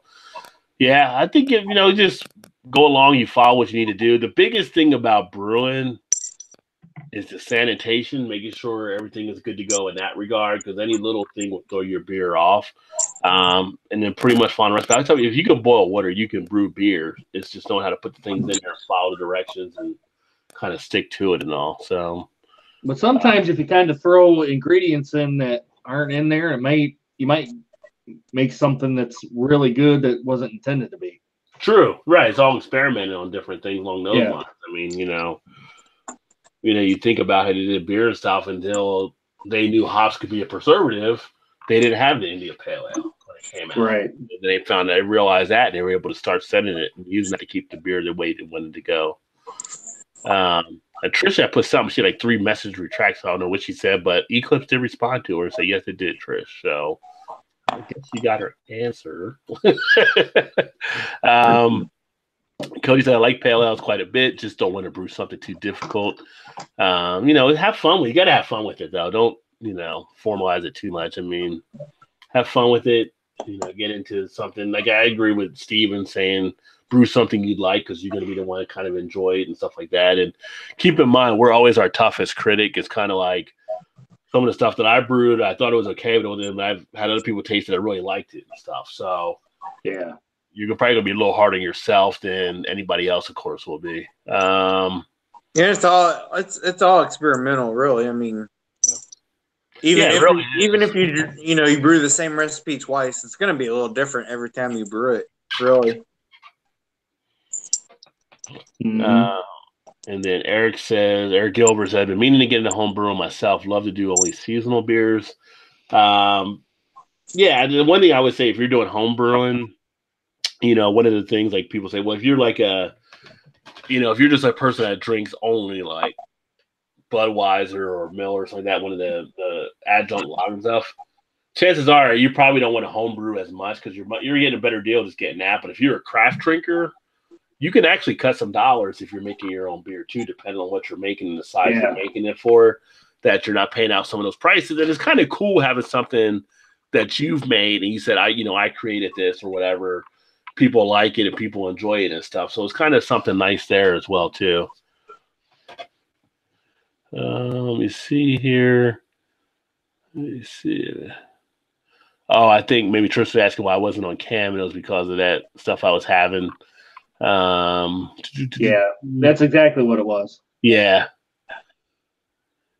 He said, sorry, Rob. Eric Gill said, sorry, Rob. Flying corks was just a comment on the carbonation he eats from back before. Okay.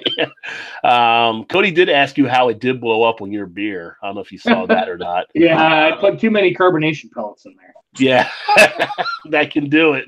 I opened it up and it just went every freaking where. I'm still cleaning it up. I'm still finding places where it's at. Yeah, it should only be like, if you're doing a 12 ounce, you got 1 pellet. If you're doing like a bigger size, you have to measure it out. There's also the way you can carbonate it before you put it into the bottle too. So yeah, we try to avoid that. Fun mess to clean up, so make sure I follow all the instructions closely. Yeah, follow directions. Yeah. Steven said, I did a YouTube poll asking people to pick 2 style flavors for me, anything they want, and they picked salted caramel and a toasted marshmallow. So that would be fun. That would be something to actually do. Because you're almost getting like to a s'more type thing there. I had the Rochester Mills out of their 12 Days of Christmas pack, which you've seen, Rod. That toasted marshmallow was spot freaking on, man. Yeah.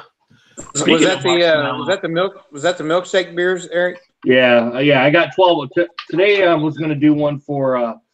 I picked one out. It was the blueberry pancake, which I haven't done yet, because we were having the show. But I'm going to do that one tomorrow. Did you do that last year?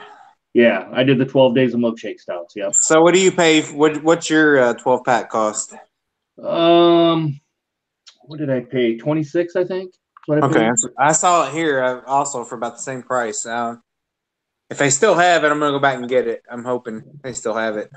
Now, last year's I only liked about half, but this one might be better based on what I've tasted. But a couple people, the Michigan craft beer enthusiasts, they go, man, it's another one of the ones where it's only half the beers are good and half the beers are bad. But we'll see. I'm going to go through all 12. Yeah. And then I forgot what I was going to say there. I was going to say something a second ago. Kind of slipped my mind.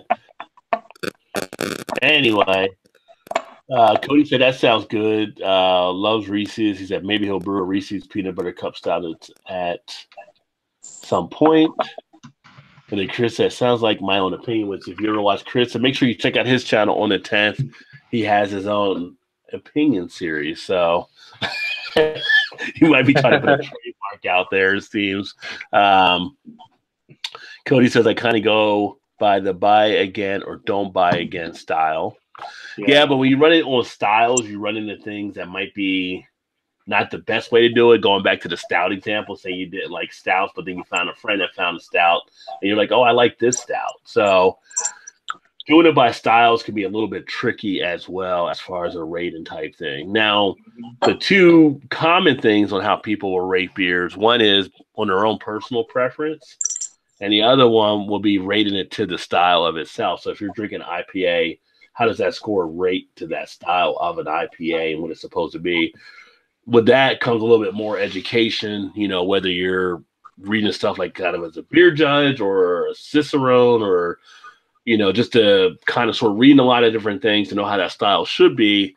That I think takes a little bit more, I don't say like an educational input, but it's going to be a situation where you want to know more about that style if you're going to rate to style and stuff, because then you might get caught out on that versus you're rated to your own personal opinion. I always rate it to my taste.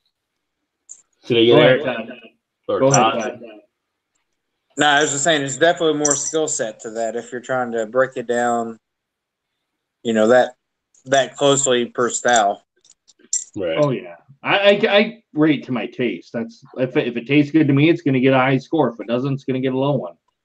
Yeah, and I think that's more common for people to rate that way out there. You look at, like, say, Billy out in Maryland, who does a lot of the beer judge stuff. I think he rates a lot of stuff towards the style because he's a beer judge and he kind of is in that type of situation. And if you were in a competition, you would definitely rate that way. But I think if you rate it, if people are watching your channel and they kind of know what you're kind of rating things, and it's like your own personal enjoyment, that people are kind of clicking and having that same feel, I almost feel like that might be even better because people know, well, if Eric kind of likes this way, I usually like some of the stuff Eric likes, I might like it as well. And there might be a better opportunity to do it like that. So yeah.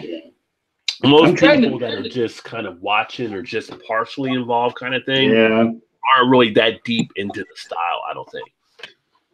I try to go all over the place. Right now, I'm kind of on a bourbon barrel kick right now, as you guys, if you've seen on my channel. Good time of year for it. Yeah, well, I'm kind of getting into my cellar here, where I got a lot of stouts that have been setting for last year. I'm going to be pulling those out and doing that. And then it's kind of probably going to be into the spring, maybe some session IPAs, that sort of thing. And then in the summer will be golden ales and lagers, and then the fall will be the pumpkin beers and brown ale, and then I'll go right back to the stouts again. Yeah, which I did pick up a bottle of the Rum King finally, so I caught that over at J.O.'s spot at the party store. I think it was like $6.99 or something a bottle. So yeah, of course it was. Of course it was.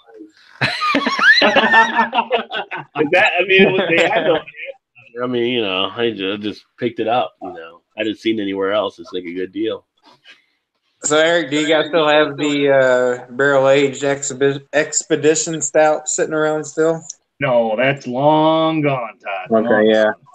I missed out on it here. I didn't get it either. I got one. Well, you did, but I didn't get none here. I've got one coming in your beer mill.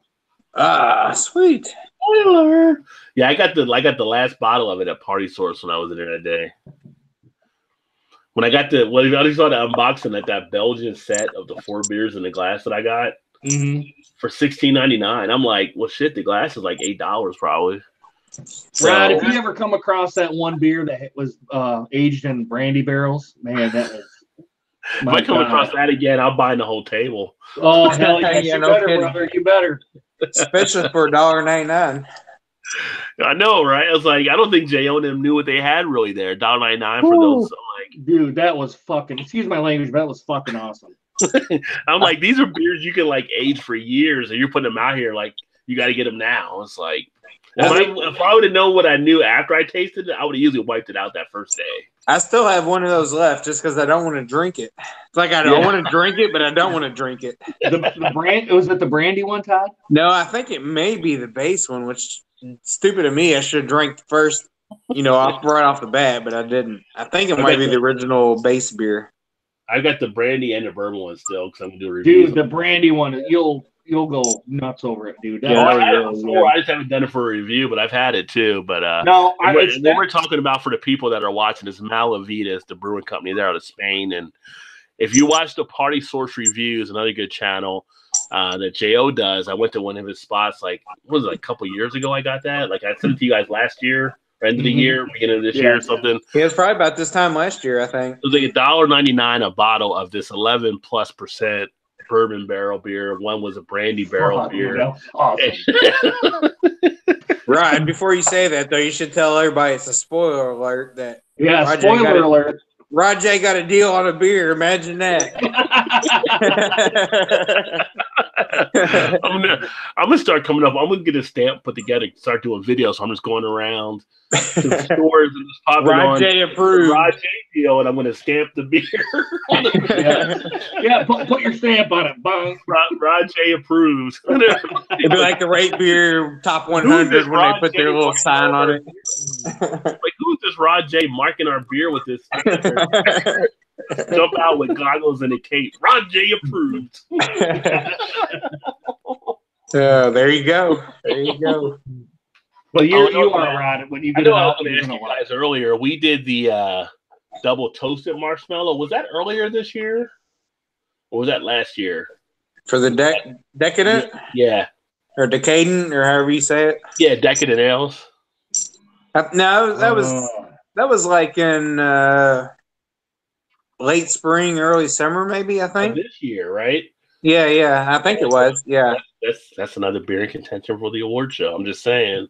Oh, yeah. That's another one in contention you got to think about. And the good thing is now, I didn't tell you guys, but now Decadent Ales is getting served here in Kentucky too. Nice. So we're getting that distribution now, so that's nice. Nice. Yeah, if you guys see Decadent Ales out there, give them a shot. They're pretty good. We'll say they're a little pricey on their beers, but they're good. I mean, not too much higher than anybody else's, I guess. $5 a can or whatever. Yeah, $5.99 maybe. Well, they're kind of like some of the Evil Twin type cans on some of their stuff. It's kind of like I mean, you put it in that perspective, they're half the price. So yeah. Let's see. Eric Gilbert says favorite beer of I think he was saying the year was the Strafe Hendrick Quad. Can't talk for some reason. So that's out of Canada, I believe. Yeah, he did put year underneath of it. So I like Belgian, so I haven't seen that one because it's a Canadian beer, I guess, but that will be something interesting to take a look at. Rochester Mills makes some good stouts. Eric had told Cody to get the milkshake series. Cody said, I think I might. It's just that I've heard many people say it's only half are good. Yeah, only half are good. Well, I've actually got it right now, and I only did the first one, which is with the toasted marshmallow. That one was pretty good, but it didn't. It said it was bourbon barrel aged, which I screwed up the review on, but I didn't get any bourbon out of it. Huh. Yeah, that was interesting. I remember one review you did, and you were thinking it was barrel. I was like, well, if it just says barreled on it, that's usually assumed to be bourbon barrel. Yeah. Some people don't put it on there, but what was the ABV on that beer? 6.5. It was a low. I mean, I've had low bourbon barrel beers before, but I didn't know what it was. I can't remember on that one. Yeah, that's kind of low. It tasted like toasted marshmallow. But you liked it though? Yeah, I liked it. Yes.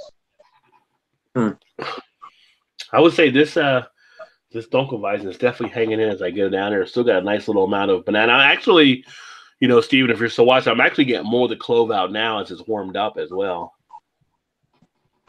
So it is coming through in the later part of the drinking of it too, which is nice.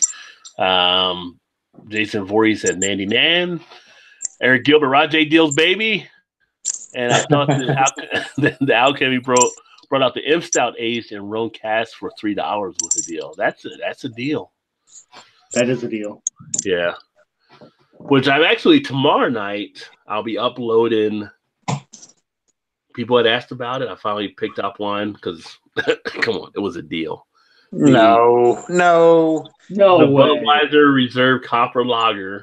I finally uploaded the review, so I'll post tomorrow night at 9:00.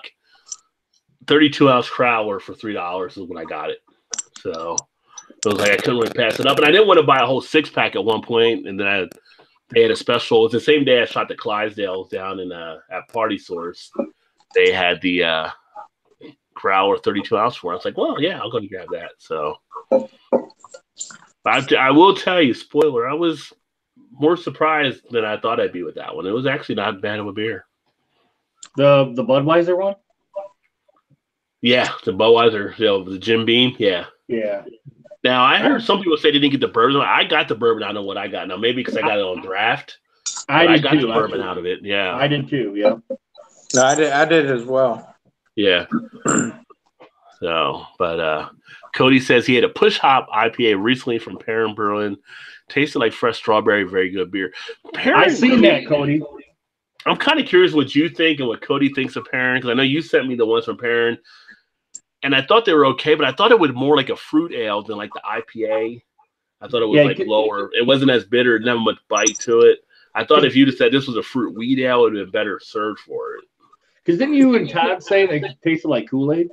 Yeah, like the grape and the cherry one. What was it? It was cherry one, and then was it grape, or was it?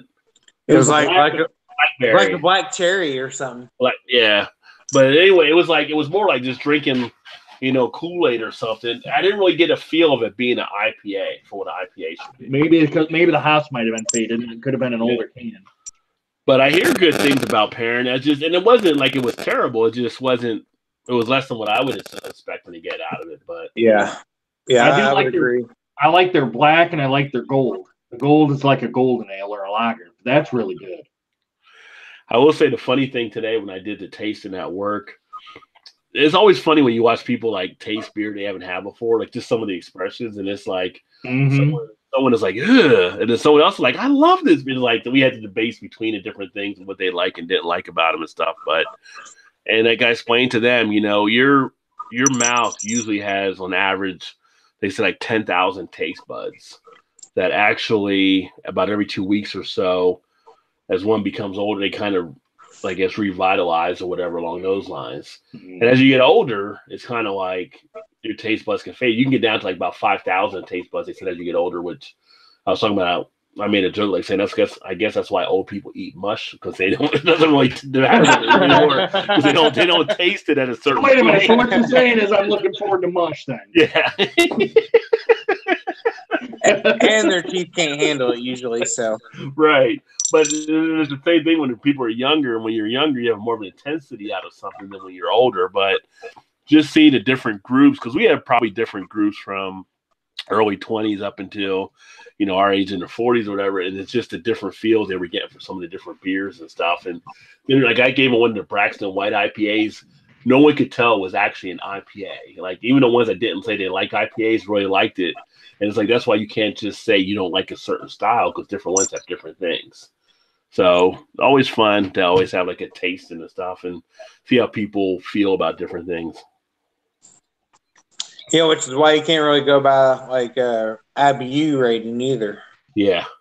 Yeah, because depends on the style. You might be a high IB or high IBU, but it may be more malty side of things. Well, personally, I think the IBU is a little bit misleading because even though they say a lot of IBUs, but if you have like a double IPA, it may be a little bit more malty than it is hop. Then you get a bitter flavor. So I think that's, to me, it's a little bit misleading.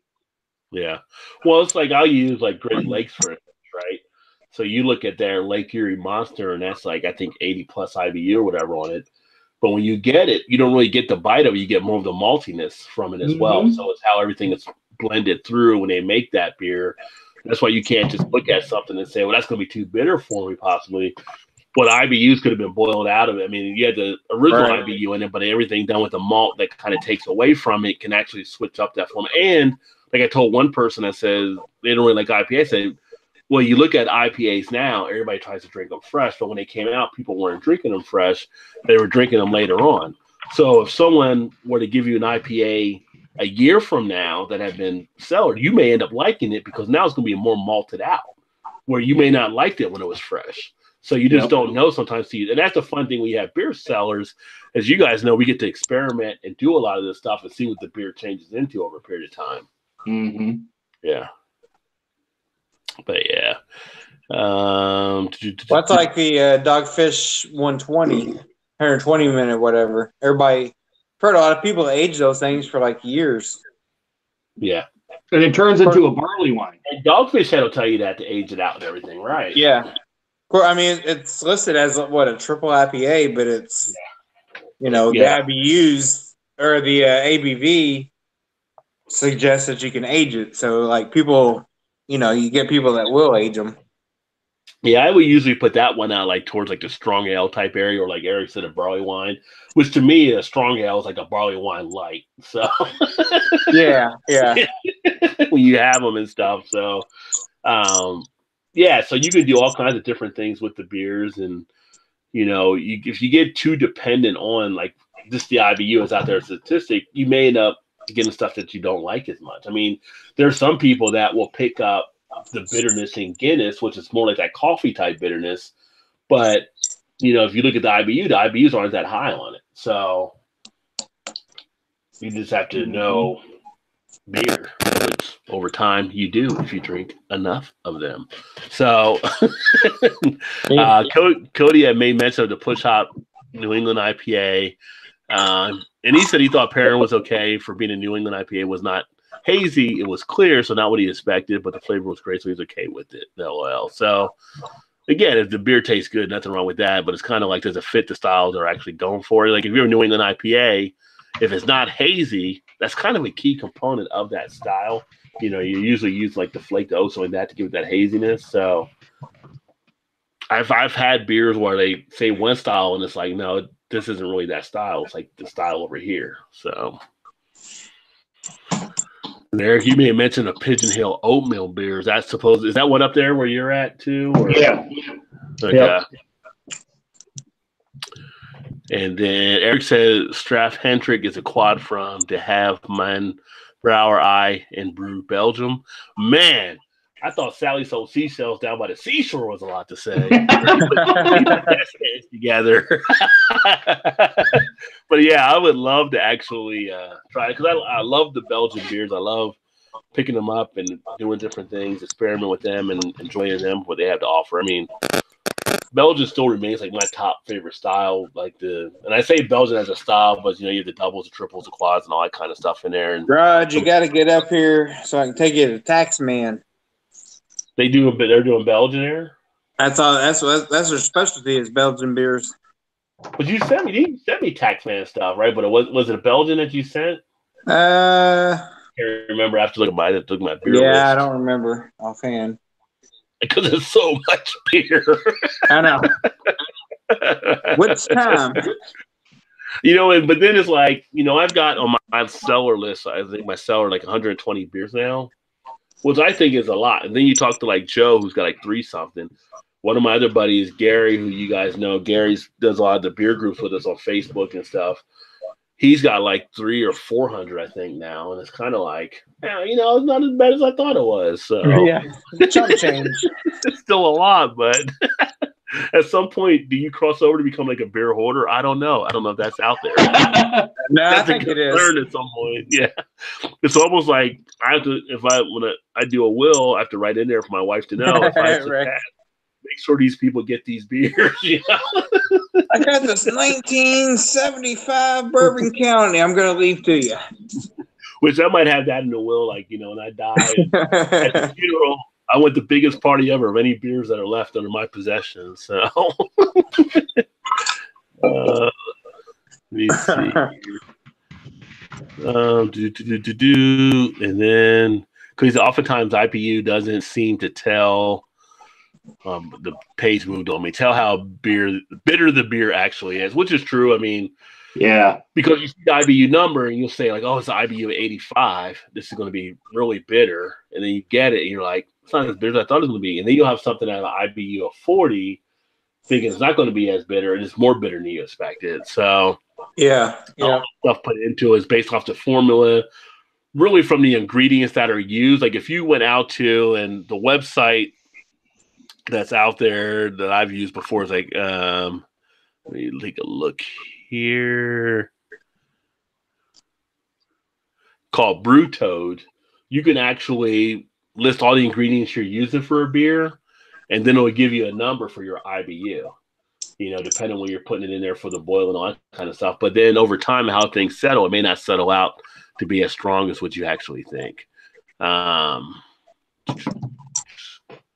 me see here. He says Rogue Brewing has an awesome oatmeal stout called Devil Dog. That's one of his favorites from Cody. Eric said he had it. So you had the Devil Dog. You really liked it. Yes, and, I did. And did you have the French toast as well? Oh, that was awesome. Okay. Coach that was really good. I can't say it was as good as the 450 North Flapjack, but it was pretty good. Yeah. And they got the bourbon barrel aged French toast as well. Bro, wait a minute, bourbon barrel aged French toast Devil Dog? What? Yeah. Yes, please. Yeah.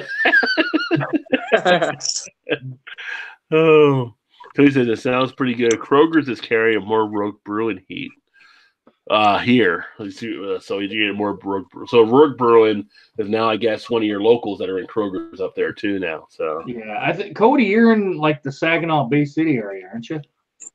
Is that where Cody's from? I know he's up. He's not far from you. I thought up in Michigan. Because I'm south of Lansing. Yeah, I think he was north of you though. Yeah, I thought he was too. But so many good beers out there. Let's see here. So we in the title I was going to talk about holiday beer pairings, which we never got around to. So I got some stuff here I'll run down real quick. So if you're looking to pair your beer for the holidays, one of the things that we talked about in the meeting there is we kind of went around like, what do you like about, you know, I asked people like, what is your favorite thing to eat like during the holiday? And when the first guy asked, one of the guys at work, he says, I want to say it's like cornbread pudding or something, corn pudding or something. Like, I did not expect that answer what he had said. I'm like, you have to explain this to me. So he explained it, but basically, you know, it talked about it was like a sweetness with it and all that kind of stuff, and it was kind of done in the oven.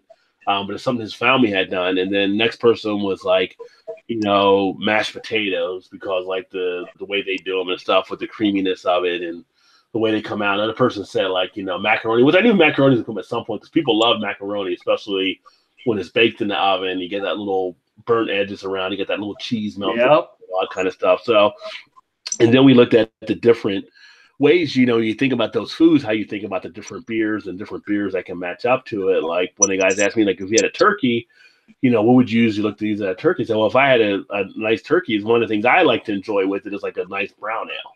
A brown ale from that roastiness of the brown ale will pair well with the turkey that you're actually enjoying. There's different ones that you may have, like something like, say, if you're eating a ham, where you might have a sweetness maybe from that glaze and stuff, you might have something that might have a little more of a sweeter type of appeal. So you're trying to something or a savory appeal. You're trying to match up different things along those lines. And then we got into it and talked about different stuff. But we always joke on the show because like we always bring up like cheese at points and stuff like that and everything and what may work better. So, like I said, if you were having like Havarti cheese, then a Pilsner is supposed to actually match up well with that. Mm-hmm. You're making me hungry. Yeah. Or some for Joe, some Gorgonzola, baby. Yeah. So if you're having like a Some Chevrolet stinky cheese. Gouda cheese, baby. So yeah, so if you're having an aged Gouda, then like it makes a recommendation of like stout. But stout can also go well with blue cheese, or box can go well with the aged Swiss. But you're trying to match up those different zones of what actually goes with what to make it an intense type feel. Because your tongue, scientifically, from what they found, although there is some debate to it, will taste 5 different things. They say, you get sweet, you get sour, you get bitter, you get salty, or you get what they call umami, which is kind of a soy sauce type feel. Those are kind of your 5 key things your tongue will actually pick up. So when you're matching beer to the food you're eating, you're trying to also match up things that will go well with it. Like if you're having a spicy dish, I don't know what I just said before that. You can actually have an IPA. I was just going to say that. The IPA will intensify the spiciness of that food. I was thinking it would cut into it. No, it should intensify. An IPA should intensify it, but IPAs go well with spicy dishes. So like, one of the Mexican restaurants we've had, well, not fake Mexican restaurant, because like a Spanish restaurant, but it's like American owned type thing. But it's called what is the name of the place we go to? I gotta look at it here.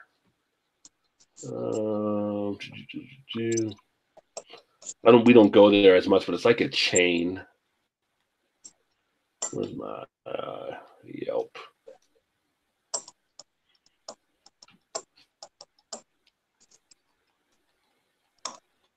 What's the name of this place? Abuelos. So they would have a lot of Spanish type dishes.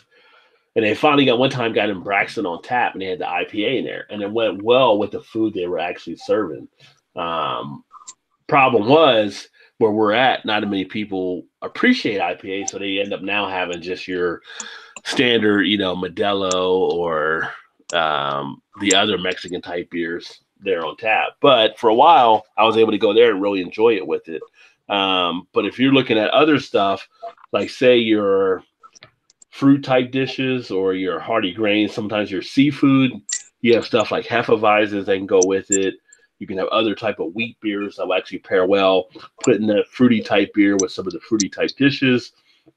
If you have fried foods, things like pale ales can actually work well there. So when you're out there experimenting with different types of meals and beers, it's nice to kind of know, one thing that people don't often think about with beer is like dessert, right? So we know like you could have like a vanilla snowdrift porter, and that'll go well if you have a piece of chocolate cake, so that's one area that gets missed too. But I don't know if you guys have any like things you like to pair up on the food when you drink a beer, like if you're making a meal, if there's certain beer you like to have with it at all. Not really for me. I don't really kind of look at it that way. I just kind of drink what I like. I don't know maybe I probably ought to look at it kind of more from this point forward as to what would pair well with it. I don't know. Honestly, I've never really kind of considered the 2 and 2 together as far as like what pairs well with it. I'll have to try the IPA having spicy dishes to see if it intensifies it or not. Because I thought it would cut into the spiciness, not intensify it. Yeah. Well, I think a lot of times with beer and food too, like people are kind of just starting to even think about maybe some of the pairing and things you can do with it. People have done it for years, right, with wine, right? When you're preparing a meal, you know what kind of wine you want to serve with it. Right. But beer also has that ability to actually add another element to the meal as well. Mm-hmm. So, I would definitely say, try to do some things out there to try to enjoy them a little bit more and pick it up a little bit. Like I said, if it's Thanksgiving, not Thanksgiving, if Christmas, if you're eating turkey on Christmas, try it like with a brown ale. See how it feels to have it with brown ale with it. I think you'll be pleased with how that roastiness of the brown ale will actually go with that turkey coming out of the oven. I love me some ham. Love me some ham. So do you Ham's guys, good when too. you're out at a restaurant, do you take that into consideration as to what type of beer you'll order as to what you're eating? I do when I go out. Like we went out, the restaurant we went on Thanksgiving. And, I was trying different beers, but I was looking for beers to actually go well with the courses of food that I was actually having too. Like if I have, like say if I go somewhere, like I'm a big fan of like calamari, so I might have like a calamari like appetizer. You know, if I can find somewhere and they end up having like something like, say, for me, a Hefeweizen or like a lighter type ale, maybe like a good wheat type ale, I'll have that with it because it makes that nice lighty feel of the beer go well with that seafood dish that I'm actually having. So I like to try to mix and match. Now in a restaurant, depending on how fast you're drinking, you can't keep up with each course, right? So you try to kind of coordinate what you may be drinking that night with some of the food you're eating. Yeah. But I think it's fun. I think it's a way you can definitely see how things come into play and how they taste with stuff and, kind of get a good idea about, what you want to order with things. Like we have the fish market here at Newport at the Levee, and they have a really good chocolate cake dessert. So whenever we go there, like I'll get that dessert at the end, and then I'll get like the vanilla porter. So they'll have the vanilla porter there that I'll drink with it. And it's like a great match to end the night with there. Yeah, and I can see that. Yeah. Along the same lines, you wouldn't want an IPA if you're having like a chocolate cake or something. Right. So I guess I've never really thought about it as far as pairing beers with the food that I'm eating, I guess. Like we go to one of our places here, the Chinese restaurant, Amber Asia. A lot of times I get spicy dishes, and unless something really grabs my eye that I haven't really tried before, as far as like something they have on their draft board or whatever, a lot of times I look at the IPAs first because I want that to intensify what I'm actually having from their dishes that they're serving. So do you feel it makes it like hotter or spicier? Just spicier, not as much hotter, but it brings out the spices more. Okay. It brings out. Try that then. Yeah, not to really make it hotter than what it actually is, but to kind of just intensify that spice. Like if you're having like a dish and it has like ginger or whatever in it, it's going to intensify to bring that flavor out a little bit more. Okay. Yeah. Not to make it hotter, but yeah. Right. Yeah. Which I guess it kind of would though, in a sense. Well, it depends on what the spice is to have. I mean, yeah, if you're having scorpion pepper, yeah, it's going to make it hotter. Yeah. At that point, it doesn't matter. You don't need nothing to intensify that. Yeah, you don't want to intensify scorpion pepper, let me tell you. Woo! You do not want to intensify that. They'll be like, what would you like to drink, sir? I'll have an IPA and a large glass of milk. Yeah, if you're doing like which I've done the Blazing Wings challenge at BW3 before, I got the t-shirt and all that, but that's not something you want to do like with an IPA. I'll take an IPA with my ghost pepper. Yeah. They're like, no, really, what do you want? No, that's what I want, seriously. And like Cody says, if he's at a restaurant, that's mainly the only time he'll have a beer with the meal. He'll definitely try to kind of pair it if he can as well. So it's just one of those things, and it adds to the education of you're learning about beer and enjoying beer, and why wouldn't you not want to if you can make it a better meal and find those things that kind of come together nicely, why not? Yeah. I mean, that makes sense. Heighten the experience a little bit. I mean, hell, screwing around is what got us chicken and waffles now. I like me some chicken and waffles now. Chicken waffles. Jeez. Yeah, there's what we have. Do you guys have Joel's Hot Chicken down there in Indiana or up in Michigan? Yep. Yeah, so you do, Todd? Yes. Yeah, we do. Have you had their chicken and waffles yet there? I have not. I would recommend it. They are pretty damn good. I can imagine. Mm-hmm. They do some good chicken at that place, but we went there after one of the beer fests. So it was when we did the one in spring at the ballpark, or September, I should say. Gary had done it with me. Well, he actually just went to it, but we went to eat afterwards. And we went to Joel's house. He had never had the chicken and waffles there. He was like, "These are freaking amazing." I'm like, "I know, right?" And it's not because we're buzzed. It's just they're good. Yeah. Chicken and waffles is really good. It's just like a perfect like match made in heaven. Yeah, you just have to wonder, like, how did they come up? Like, did someone like they're making waffles and it kind of spilled over into the chicken somewhere? Like, you just have to wonder how it came out. Yeah, like, let's just serve it and see what happens. So we're like, oh, this is the best thing ever. Somebody was slopping together something at Golden Corral. Hey, this works. Yeah. Hey, this actually does good. Because you can slop a lot of stuff together at Golden Corral. I mean, especially if you got like a good like savory type chicken or whatever, you know, and the breading or whatever. Yeah, I mean, get a little syrup and maybe some powdered sugar sprinkle on top. Yeah, it's that's where it's at. Yeah. And Cody said we just got Popeyes here a couple years ago. And Eric said here too. So you guys just got Popeyes in Michigan. Yeah, just a few years ago. Yeah, I haven't went to Popeyes yet and tried their chicken. They're pretty good. We actually, you know who owns a few here is the guy who used to play for the Reds. Was it Dave Parker? Yeah, Dave Parker. Yeah. Yeah, he owns a few of the Popeyes around Cincinnati. No, Cody, you do not need to go back to Golden Corral. You do not need to go in there. That's just taking your life in your own hands when you go to Golden Corral. You know what the best thing is about Popeyes is their biscuits. Yeah, their biscuits.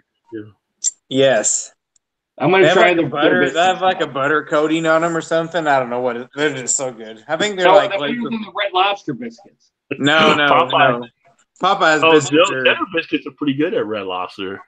Yeah, Red Lobster's good. They got like those cheddar biscuits, but I'm talking like Popeyes like regular biscuits. It's got like a butter topping. I'm pretty sure it's like laced with like crack or something. I'm not sure, but just how many biscuits would you like, sir? All of them?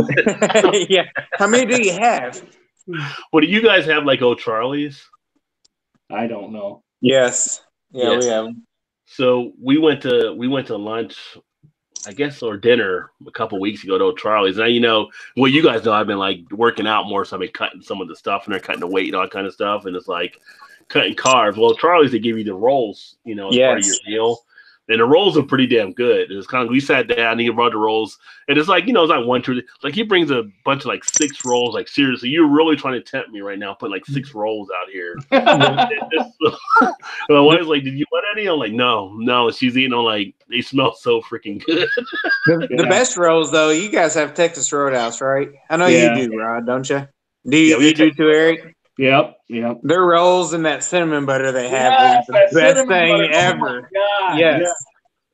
Like, would you like to order something? I was like, no, I'll just take some more rolls and a beer. Just keep the rolls coming. Just keep them coming. Yeah, just keep the rolls coming. That's all I want.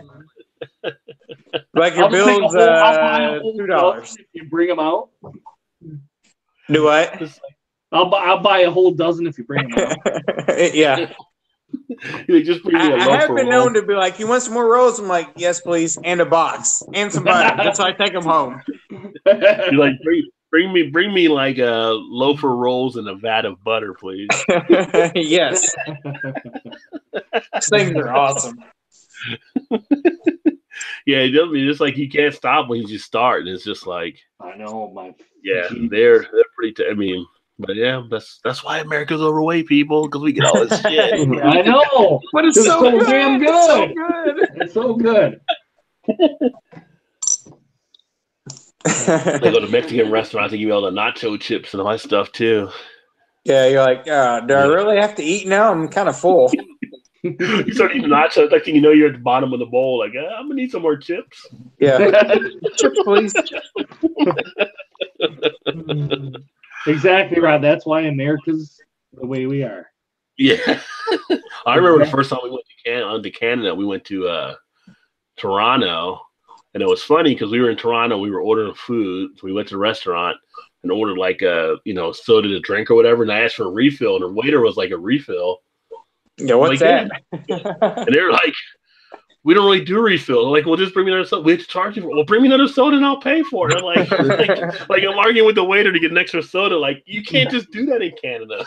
Yeah, like what? Why? I'm going to pay for it. Why? It's like, it was just so funny. Like, and they had to bring like a bottle. And I went to another restaurant where they had like the fountain machine, and they did not do the refills. I don't know if it was. Wow. So it was kind of weird. It was kind of different. I don't know if Eric Gilbert has anything to say about that, if he's still in there, but it's kind of like, why is the big deal about getting a refill? Like, they'll bring you all the water you want, but we want a refill. So it's like, look, we know you all got free health care. You're all health conscious, but I'm from America. I'm not. Yeah. I want to eat and I want lots of it and to drink. Like, bring me my soda.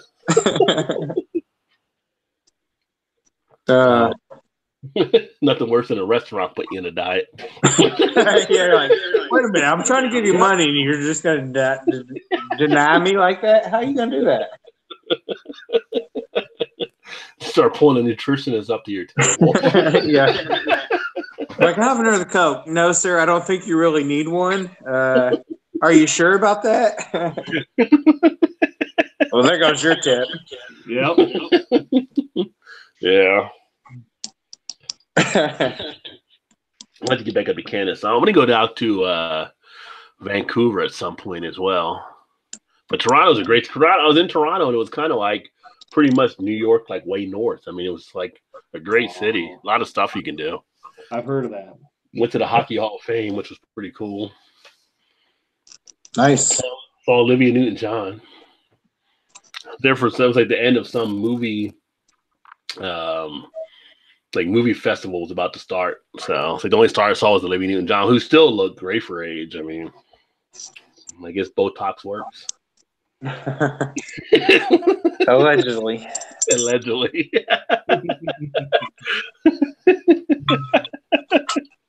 You can imagine dating a woman with Botox, like always looking like she's surprised or something. Like, are you happy? Are you mad? Are you sad? I don't understand. What's going on? Yeah. Like, the expression's the same. Doesn't matter. Every time. She's always surprised to see me. Yeah. It's like the dog when you come home. Just so happy to see you every time. I'm so happy.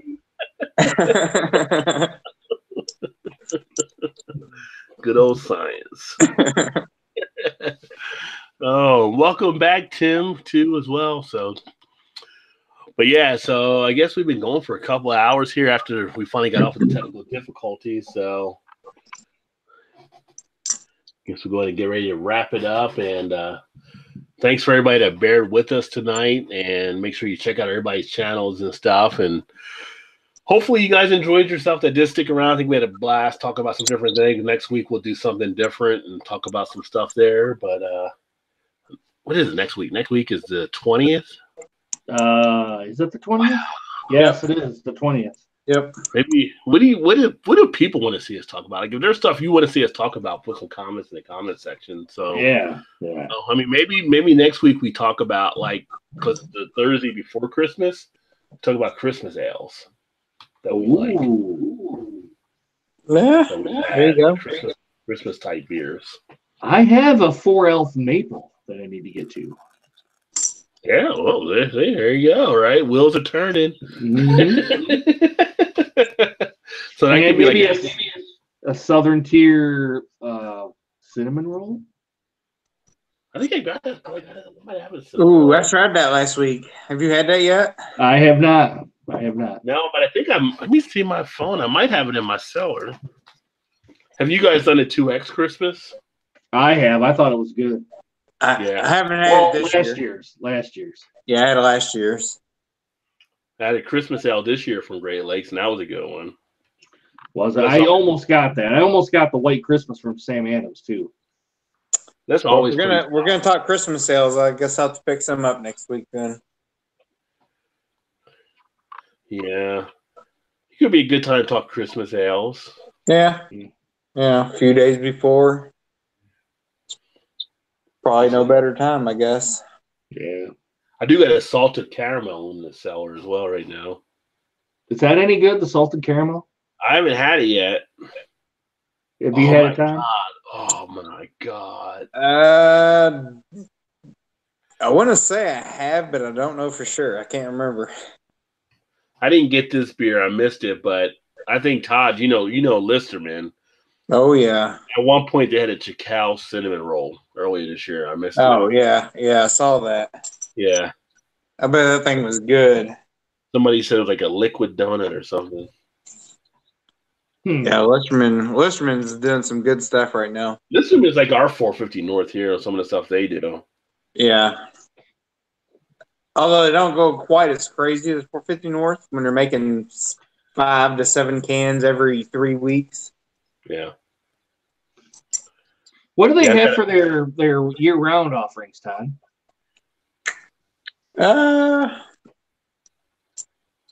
They're okay. They're not as good as their brewery only release, but yeah, their specialty. I mean, they're okay. They're not bad.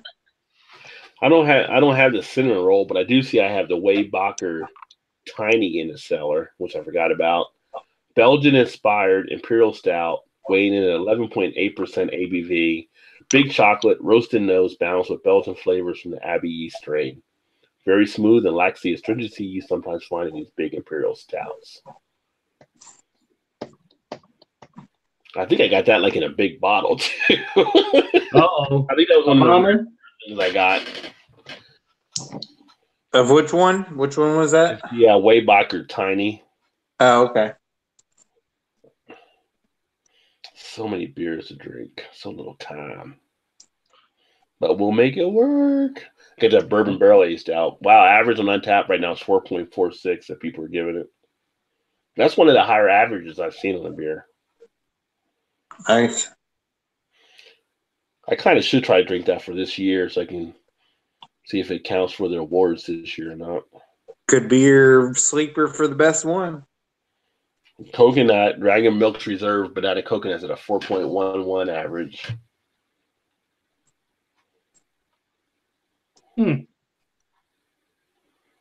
I got the Woo Stout in there too. That's 4.12. S'mores is a 4.27 for Dragon's Milk. I like the Mexican cake one. God damn. That one was really good. I agree with Eric. That one was good. Yeah. I forgot I had I got the Moody Tongue bourbon barrel aged 12-layer cake. Oh. You're going to have to review that one. ABV 16%. Woo. I think you might need some help drinking that one. I still got the vanilla worldwide stout in there. I haven't drank yet either. Yeah, I got the vanilla worldwide stout. I might age that one a little bit because I had it fresh. Man, that was boozier than hell. Yeah. That might stick in the cellar for a little bit for me. Got the Queen of Thrones. I didn't get the King of Thrones, but I got the Queen from Brewery Amagang. Amagang makes some good beers. They may not be the greatest, but they're solid. I still got a Czar left. That Czar deal I got. I sent you, Eric. I still got a bottle of that left. Yeah. Too. I have Twerk, and I have what is it? Uncle John Stout or Uncle. What's the big stout they have? It's Uncle. For some reason I want to say Elmer, but I don't think that's right. I have the big stout in there too. Oh, I do have an Alpha Claus in there. That's another one I could do for the Christmas one. Oh, Three Floyds. Three Floyds and the Hazel. I got the ginger barrel-aged Bigfoot still I got to drink. That's 11.4. That's another big bottle of one I got. I notice a lot of breweries are making big beers. They're not making the little, I don't know, the 5-6% anymore. They're kind of going up in the ABV range. Yeah, some of them are for some of the back stuff. They're coming for those big bottles. I mean, I wonder if it's a price point thing where you get the big bottles out there. People want to get something like that. Yeah. Like this one is 6 point, what is it, 6.8? Is that what it says? Yeah, 6.8. It's an IPA. I mean, no, I've had 2 of them. I got a good buzz going on, but I wouldn't say that I'm intoxicated by any means. But I got a buzz going on. Yeah. Still got the Golden Drop 9000 in there. That's the one that Todd got as well when he came up. Did you ever drink that one time? Oh, Todd disappeared. Yeah. I got a bunch of KBS in there. I got some Pran. I got the milk ball, I think is what it is. I still got the Big Bad Baptist I got to drink in there. Oh, that Big Bad Baptist. Is it the barrel aged one or is it the base one? 12.8, American Imperial Double. Oh, the double. I like the Big Bad Baptist. That was. I thought that was better than the barrel aged ones. Yeah, I've got one of those, and I think the Triple Baptist or whatever it was called. Oh, I got the Golden Corolla's Noel still in there too. That's a brow rye from over in Belgium. That's a Christmas beer. I could do that one. I've done a review on that before, but I got another one in there for a big bottle. I wanted to pick up some Pacifico lager, but man, I looked at the date and I'm like, nope, not picking that up. What was the date on it? I think it was last year. Still sitting there. Yeah. I said, nope. Oh, if I get to go to Tijuana, I guess Tecate, the city of Tecate is pretty close to Tijuana. I'm going to go to the Tecate brewery. Oh, that'd be pretty cool. Yeah. That's if I get to go to Tijuana. Yeah. And then Cody is a Frankenmuth Brewing Company where he lives, has a Christmas ale that's awesome. Tastes like gingerbread, man. And actually, I've had Frankenmuth's beer. One of my friends, his family, they went up to Michigan one time and they asked me some breweries to check out. So I sent them to Arbor Brewing. They always go to Frankenmuth. That's one of their favorite breweries there. But I sent them to Arbor Brewing and I sent them to a couple other ones. When they got to Arbor Brewing, and I knew the owner there from like the Beer Fest stuff, and we've talked to some stuff. So they got there, they met him, and he gave them a whole tour of the brewery, which was pretty cool. And then they said he brought out examples of like every beer for them to actually try. Wow. I mean, they rolled out the red carpet for him. They did everything like that, and he went to pay for it. And they were like, "Oh no, you're already taken care of," blah blah blah and stuff, which was nice of them. But then the dad paid for their food and stuff. Because he's like, I don't want everything to be free and all that kind of stuff, which was, they weren't expecting anything. They were just surprised. Right. And so they went to Frankenmuth and they brought me beer back to say thanks from it. But I liked it. I had the Hef and they brought me a 6-pack. I had like 6. I think they're all up on my YouTube channel for the different beers I've done for Frankenmuth, but they were all pretty decent. I liked them all. The Frankenmuth Brewery is pretty small. Batch 69 was another one I've did. Cody just mentioned that one. Yeah, but I've never had the Batch 69.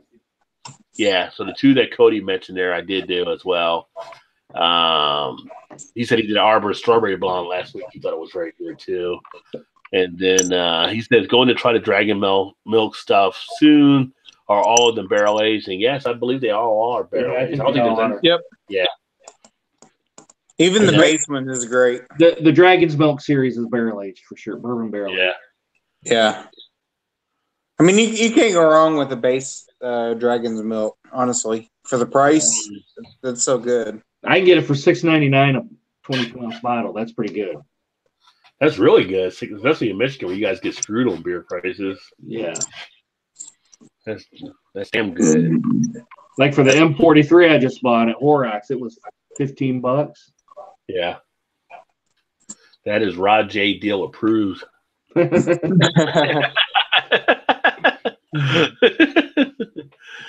All right, so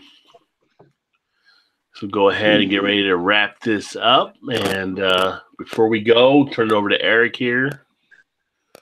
All right, guys, if you had too much to drink, please get a designated driver. It's stupid to try to drive home drunk because if you do, you're going to get pulled over by the cops. They're going to make you do the dumbass sobriety test, and then they're going to throw you in the cop car, and then you get a free ride to jail. Then you're going to have court fees and then possible prison time. And then if you hit or kill somebody, you're going to be in the slammer for a while. And if you kill yourself, all you've done is put your family and friends, you made them sad, and you put yourself 6 feet under, okay? Just sleep off your buzz and get your car the next day. Yeah, so don't do it. And thanks, buddy. We missed you last week because we kind of muddled through the PSA between me. Did you really muddle through it? We kind of pieced it together just a little bit. Different people added different parts. So Yeah, we all kind of had our throw in there, you know. I had the dumbass sobriety. I didn't have an ass, so I don't have to add ass into it. So I mean, if anybody's had to do a sobriety test, they'll make you do the stupidest crap. yeah, Yes. they're trying to trip you up as best they can. So Yeah. Cool. Well, thanks for everybody that checked out tonight, and look forward to seeing all you next week, if not before. And thank you again to Steven for getting me the home brews from Eclipse Brewing. Make sure you check out his site as well. Like I said, a lot of good stuff that we shared there earlier, and a lot of good other people here in the chat as well. So you can check out some of the people, what they're doing. Tim's back. Tim says, what we drinking? Well, I'm still finishing this Dunkelweizen, but I don't even know what you guys are drinking. I know Eric got another M41 at one point. 43, M43, yeah. I don't know what Todd's drinking. Todd, you drinking anything? I just finished up that odd side bourbon barrel aged imperial. Yeah, I think kind of burned a little bit going down, but it was good. Would you get it again? I would. It's really complex. I mean, that's probably one of the more complex beers I've had this year, I'd say. Well, Cody said that Boss Tweet is almost 20 for a 4-pack now. So I don't know if you're seeing it where you're at there, Eric, like that, but I haven't seen it. I've seen it for $17.99, but I haven't seen it for 20. Yeah. So, people are digging it though. If they can get away with the price, I mean, people pay for it. Yeah, when you think about some of the stuff like that, pint cans that people are charging $4 or $5 now, so 20. Yeah, not surprising. So yeah, that 450 stuff, 450 North stuff I picked up, it ranges anywhere from $17 to $22 a 4-pack. Does it really? Wow. Yeah. Wow. Mm-hmm. Yep. And people line up for it. So I mean, the demand's there, so why not? Yeah. Yeah. If people can pay for it, they'll charge for it. So, but I have noticed though that the stuff kind of lingers on more. Used to sell out every day, like on Friday. They always have a release on Friday, which we're having one tomorrow for 6 cans, I think, tomorrow. And it used to sell out by 1, 2 in the afternoon. Now I've kind of noticed that they started lingering around a little. Now some of the ones will sell out immediately. Right. On the Friday, but a lot of the stuff is lingering around for several days or even a week or so afterwards. So I don't know if they're oversaturating themselves and they're just coming out with too many beers too fast. Especially at that price, it's like who wants to spend that much money every couple of weeks to buy your new product, Right. So it's kind of a fine line as to what they're doing. I mean, there's stuff they're doing, brewery only release is great, but it's like, if you want to get one of everything and they only sell them in 4-packs, you're $100 in. Yeah. Every couple of weeks, it's like, I don't know. People out there hustling trying to get that. Yeah. But like I said, people are doing it. So trying to get that 450 North, son. So I won't make it for this weekend, but I'll definitely get you guys some more. Yeah, well, I appreciate what you said and everything. I mean, don't feel like you got to go out the way for, like I said. I got like, I know I got. Yeah, I mean, they're less than an hour away from me, so it's not that big of a deal. I mean, if you get them, I'll drink them. I mean, maybe Eric, when you get that one slushie that I'll be sending you, it's so good. Yeah. I'll be probably going, holy shit. I might just say that right in the YouTube video. Holy shit. Yeah, I think when I was drinking out, when I kind of thought, like, how are you doing it? Like, I mean, it almost feels like you're drinking a slushie back when you were just 7-Eleven. The way seriously, yeah. It was like, this is crazy. I'm gonna go get a straw right now. and the thing with that one was that one like 8% or something? Something like that. Yeah. I mean, you have a 4-pack of those. Yeah, you're gonna feel it. Yeah. But well, thanks for everybody that tuned in. We are going to sign off here, and thank you, Eric. I can't talk. Eric Gilbert's a great live as always, and I'm going to go ahead and shut it down. And like I said, catch you guys next week. If not before, who knows? Something pops up on the weekend, maybe another live impromptu thing. Just depends where everybody's at, what everybody's doing. That all being said, thanks for checking out another video. Keep drinking those good craft beers. Remember, there's always time. Get your beer on. Cheers.